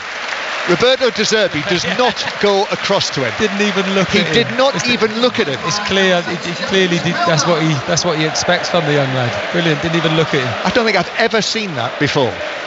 Roberto De Zerbi stood on the edge of the coaching area looking the other way as the new hero, the hat-trick man, following in the footsteps today of none other than Erling Haaland and Son Heung-min in scoring a Premier League hat-trick. I'm sure when the cameras and all that and the press are not here and the fans, he'll have a special talk with him, or speak to him when he gets in the dressing room. But that was strange. You think he'd be first one over? Yeah, people talk about the similarities between De Zerbi and Guardiola in terms of how they. It's probably what they expect from their players, though, John. To be honest, I'm not sure you see that from Guardiola, would you? He has Lamptey on the right-hand side, back towards Veltman. So quite changed now, Brighton, after all of the alterations that have been made. Dahoud playing the ball out towards the left-hand side. Estupinian is still there, but the game's gone. Really, you can take time away, give Robbie Savage and Chris Sutton a call. Alternatively, Sports Extra has the commentary live from New York on what could be a long night, actually, an exciting night of tennis on there. Lamptey playing it in field. Gross passes it back. Here is Lamptey flying, and he's away from the challenge that came in on him. Lamptey into the area, Burns back there, tried to pull it across, but Bruno Guimaraes was able to step in for Newcastle. Oh, and that's a nasty one from Lamptey. He's dived in there on Bruno Guimaraes. That was a bad challenge, and that's a yellow card for the Brighton number 2. And Bruno Guimaraes, I don't think, will be best pleased about that at all. It's not needed either, John. It was just a bit of a rash challenge at a time that he didn't need to do it. But it's again from Newcastle, on the break, Fabian Schär diving in, and then he's gone for his hamstring. Like he's pulled his hamstring, but he's got up and run on. But yeah, this game is completely gone for Newcastle. James Collins with us. Newcastle trying to get out, which they do. Ball played back to Lascelles, and Jamal Lascelles passed it forward towards the halfway line, where Wilson is beaten by Dunk. They'll be training against each other, or with each other, for England this week. Bit of a strange one, but because I'm in the centre-backs club, John, I'm going to give a bit of a mention to Van Hecke for Brighton. I know we've talked about their flair, and Dunk as well next to him.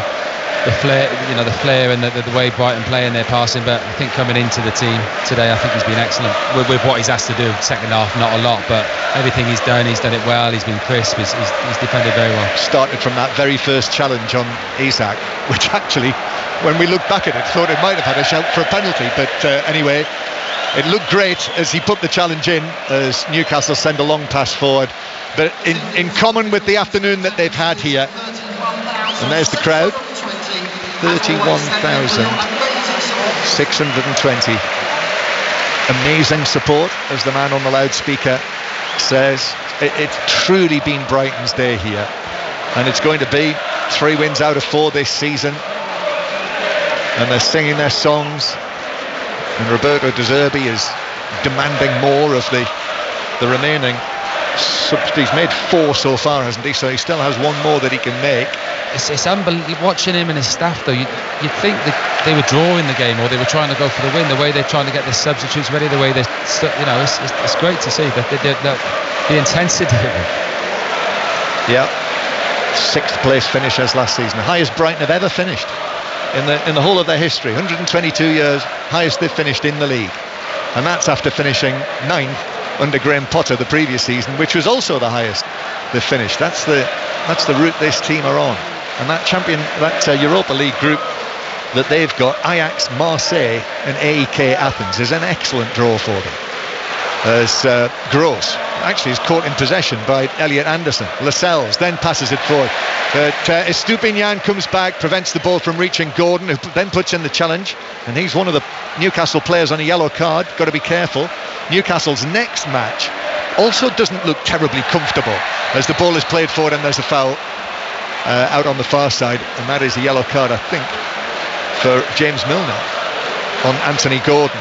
That's ex-Liverpool on ex-Everton, that one. Yeah, just clipped him and went down, and that's a yellow card to the newly arrived James Milner. And the final change is going to see, for Brighton, Simon Adingra coming on.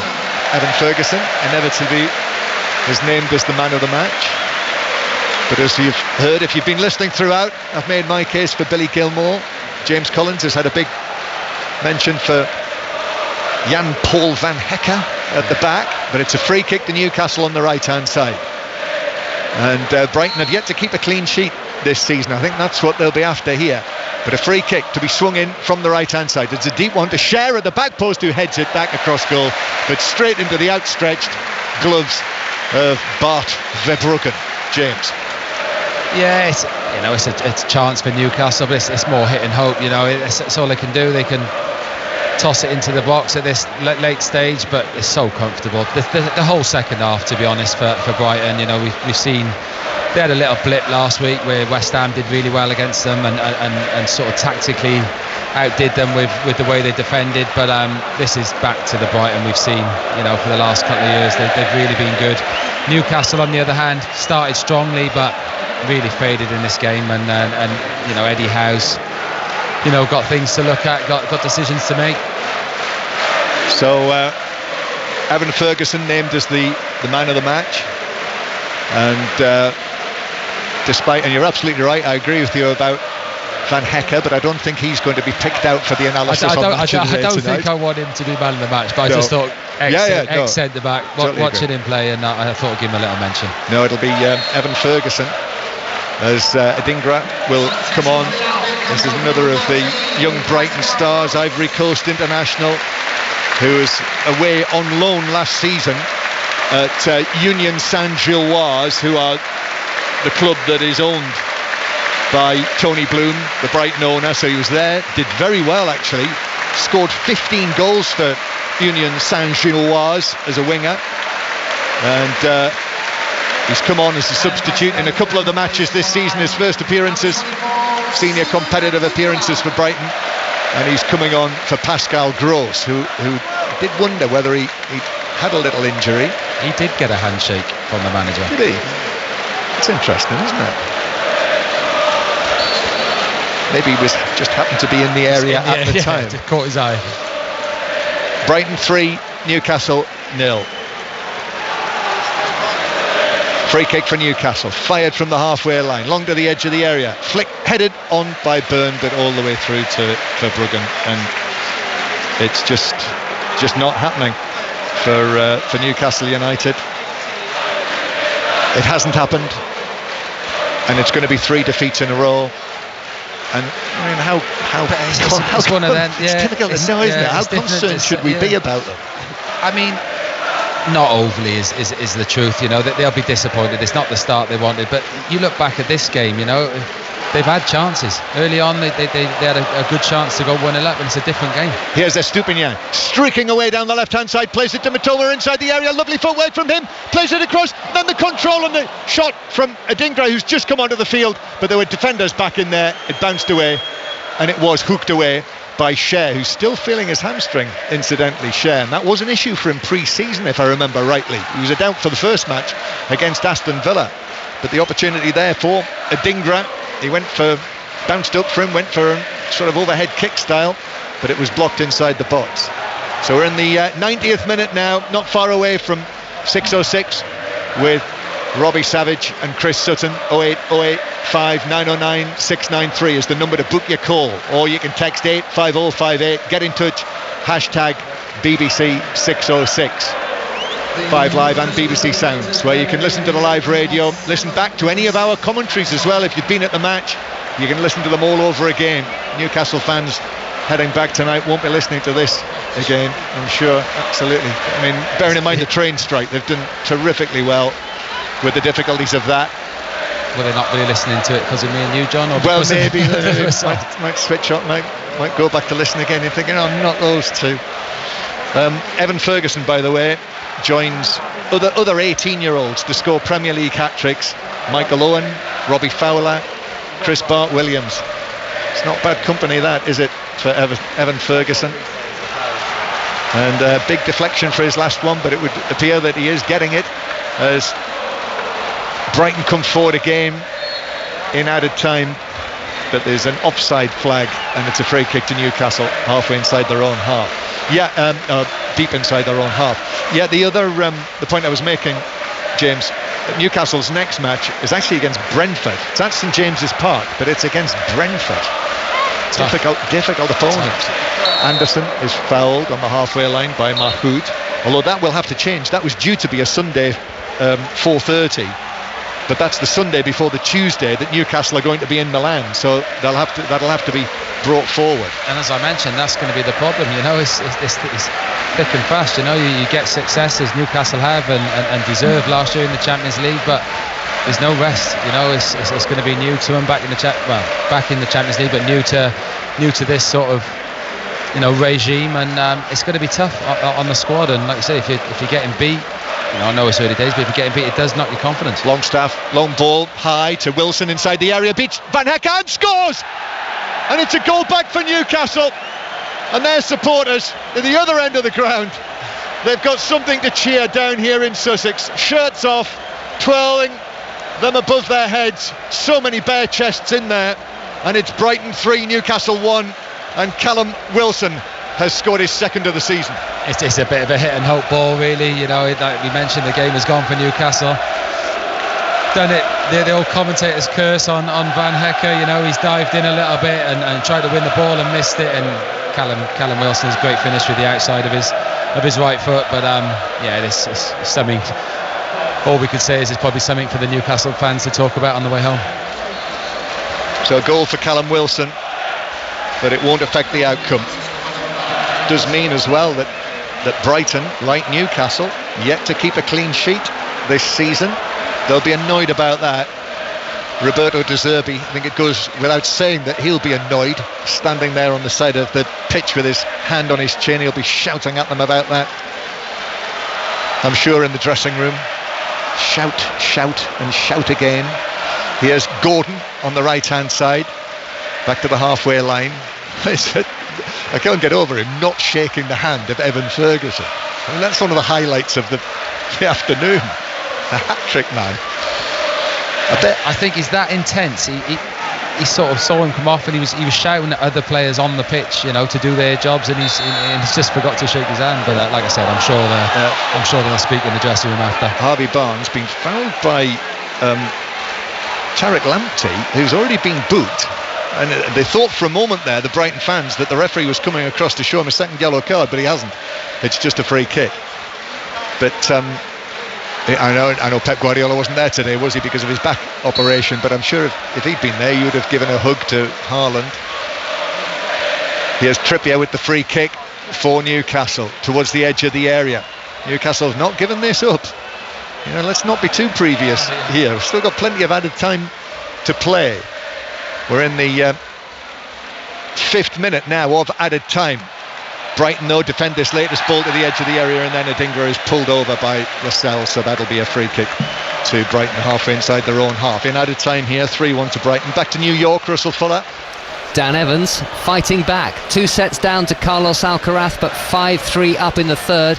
Jack Draper's into the 4th round of a Grand Slam for the first time after a 4-set win over Michael Moe. But Cameron Norrie's having a shocking day so far. 2 sets and 2-love down to the unseeded Matteo Arnaldi.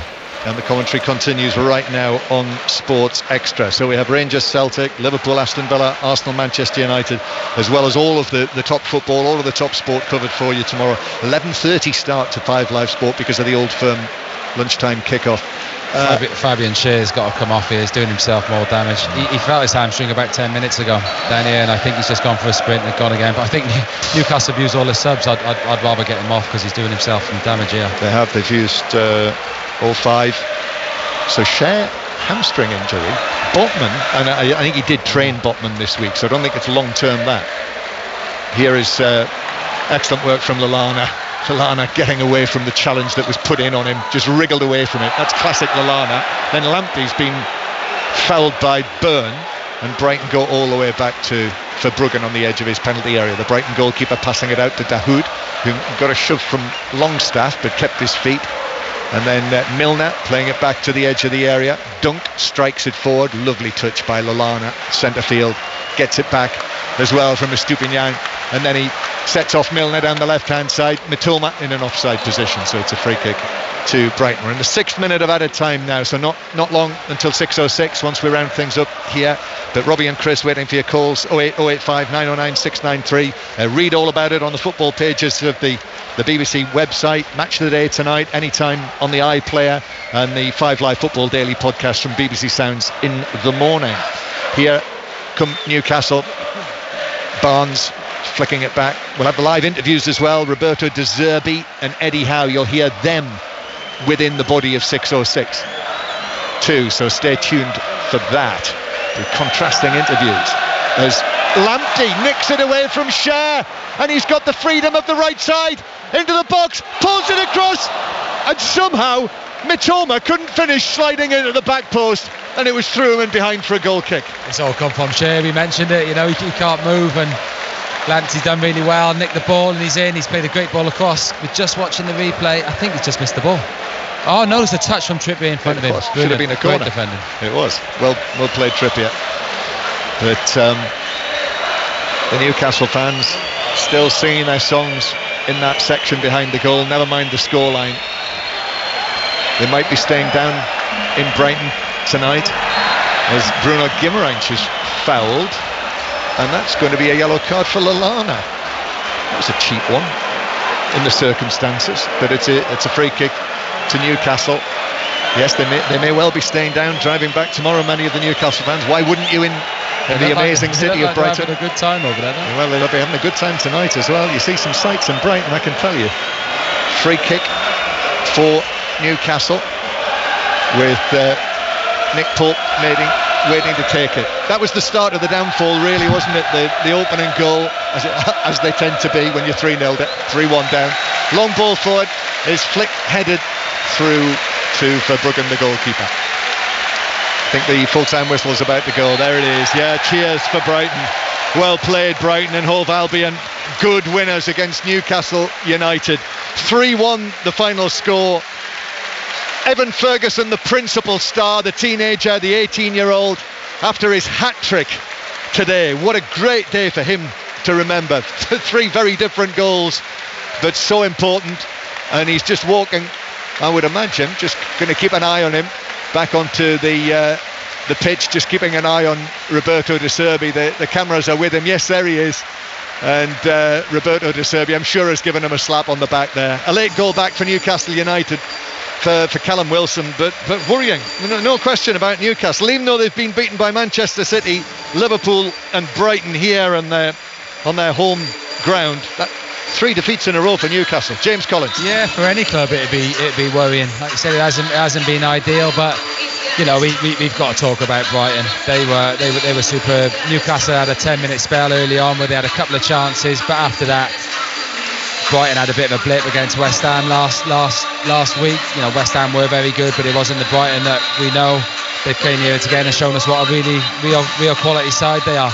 Special, obviously, you've got to give a special mention to Evan Ferguson, the way he took his goals, his work rate, the way he ran the channels, he held the ball up, but also Billy Gilmore in behind him was excellent as well. So, you know, good afternoon for Brighton, back to winning ways and fully deserved. Yeah, thank you very much, James Collins, to 606 in a moment after the news. But for Brighton, that is 3 wins out of 4 this season, and actually it could easily be 4 out of 4. West Ham having come here and picked them off, even though Brighton had 81% possession in that match. So I can understand why the Brighton fans are waiting in the centre circle as the Newcastle players go to their supporters behind the goal to our right. So yes, 606 on the way, but live football tomorrow. We have Rangers Celtic from 12, Liverpool Aston Villa from 2, and Arsenal Manchester United from 4:30. Commentary on those 3 matches, but all of the top sport covered throughout the course of the day. So an 11:30 start to 5 Live Sport tomorrow with Steve Crossman. But 606 waiting to take your calls. 08085 909 693. Text 85058. Get in touch, hashtag BBC 606. There'll be the live interviews, we hope, as well, with Roberto De Zerbi and Eddie Howe. But you will hear Chris Sutton and Robbie Savage on the other side of the 5 Live News. Eddie Howe is with Andy Gillies. Yes, Eddie Howe is with me, and I wonder, first of all, Eddie, what your thoughts are after that. Yeah, difficult afternoon for us, I thought. We started really well, had some really good chances to score, didn't take them, and the first goal we conceded probably sums up our afternoon. It was a sort of a catalogue of errors from us, and when you concede the first goal here, it's very difficult. I thought we kept going to the end. Scoreline probably didn't reflect the whole game. You've had a difficult sequence of fixtures, but when you look at the results you've come away with from those fixtures, is that is it a concern to you, and what are your thoughts about where you progress from the situation in now? Of course, I think it's always a concern when you're not winning. We've had an incredibly tough start, but I think those games the results don't tell the whole story. Very tight game against Manchester City. I thought we were excellent against Liverpool for the majority of the game. And today was a strange game. That could have gone either way. We've come on the wrong end of it, probably in the cycle we're in. That's a hard one for us to take, and it makes probably the other 2 defeats look worse. But I'm very realistic and calm, because I know it's a long season, but this is a little blip for us. And realistic and calm, given where you've come from to where you are now, expectations are high. Of course they are, but I can't control that. I can only control the group that I have, and what we give the games. We need to honestly reflect and see what we can improve. There's certainly things we can do. I think the players' in performance levels can improve. I think our work can improve. So that's what we look to do. And a final question from me. In a way, is a break a good thing now that you could set aside these 4 games and you reset when they come back? Well, time will tell on that. I think we're anxious to probably play quite quickly after that. But obviously that's not the case. So the players will go away on international duty. We regroup pretty soon and try and win some matches. Eddie, thank you. Roberto De Zerbi with Andy Gillies. Well, Roberto, congratulations. First of all, that is a great response to the defeat to West Ham to come back with a performance like that. Yes, but it can happen in Premier League to lose the game against the West Ham, because the West Ham is still a very good team. I think we didn't deserve to lose the game last week, and today we deserve to win. We played a fantastic game. The attitude, the behavior, the quality the players showed today have been fantastic. Can I ask you, because everyone will have asked you already, about Evan Ferguson and his hat-trick? What a performance from the young man. A great performance, but not only Ferguson, but Joe Pedro the same. Solly March was fantastic, and all players who played today were fantastic. But Ferguson, 3 goals. I mean, at his age to be doing that, and the quality of the finishes, apart from obviously the third one with a bit of luck. No, we are happy the transfer market is closed today, because it's a good news for us. We want to keep him. We want to work with him to improve him. But every player, I think. Our potential is bigger than this moment. Can I ask you about working with young players? Because the other player who stood out today was Billy Gilmour, who struggled when he went away from Chelsea to other clubs, and now he is flourishing under you. He's improving, like JP Van Eyck. Bill Gilmour is a serious guy, very smart guy, and if you work well, you improve. You can improve for sure. Do you like working with younger players? Do you like being able to help them in their careers? Oh, I enjoy in my work. For me, it's not a problem working with younger or old players. The most important is to work with the quality of the players, and this squad. In this squad, there are a lot of great players, not only the young players, but everyone. And the arrival of Fati, I mean, that is just the icing on the cake. What does that say about the club to attract a player like that? Fati è la ciliegina sulla torta. Cosa dice questo dell'ambizione del club? We needed one player more, but Fati is not one player more. And so Fati is a big player. We have to help him because he is not complete in his qualities, but he's a player who can help us to reach the upgrade. The next step. I hope, yes. Roberto, thank you.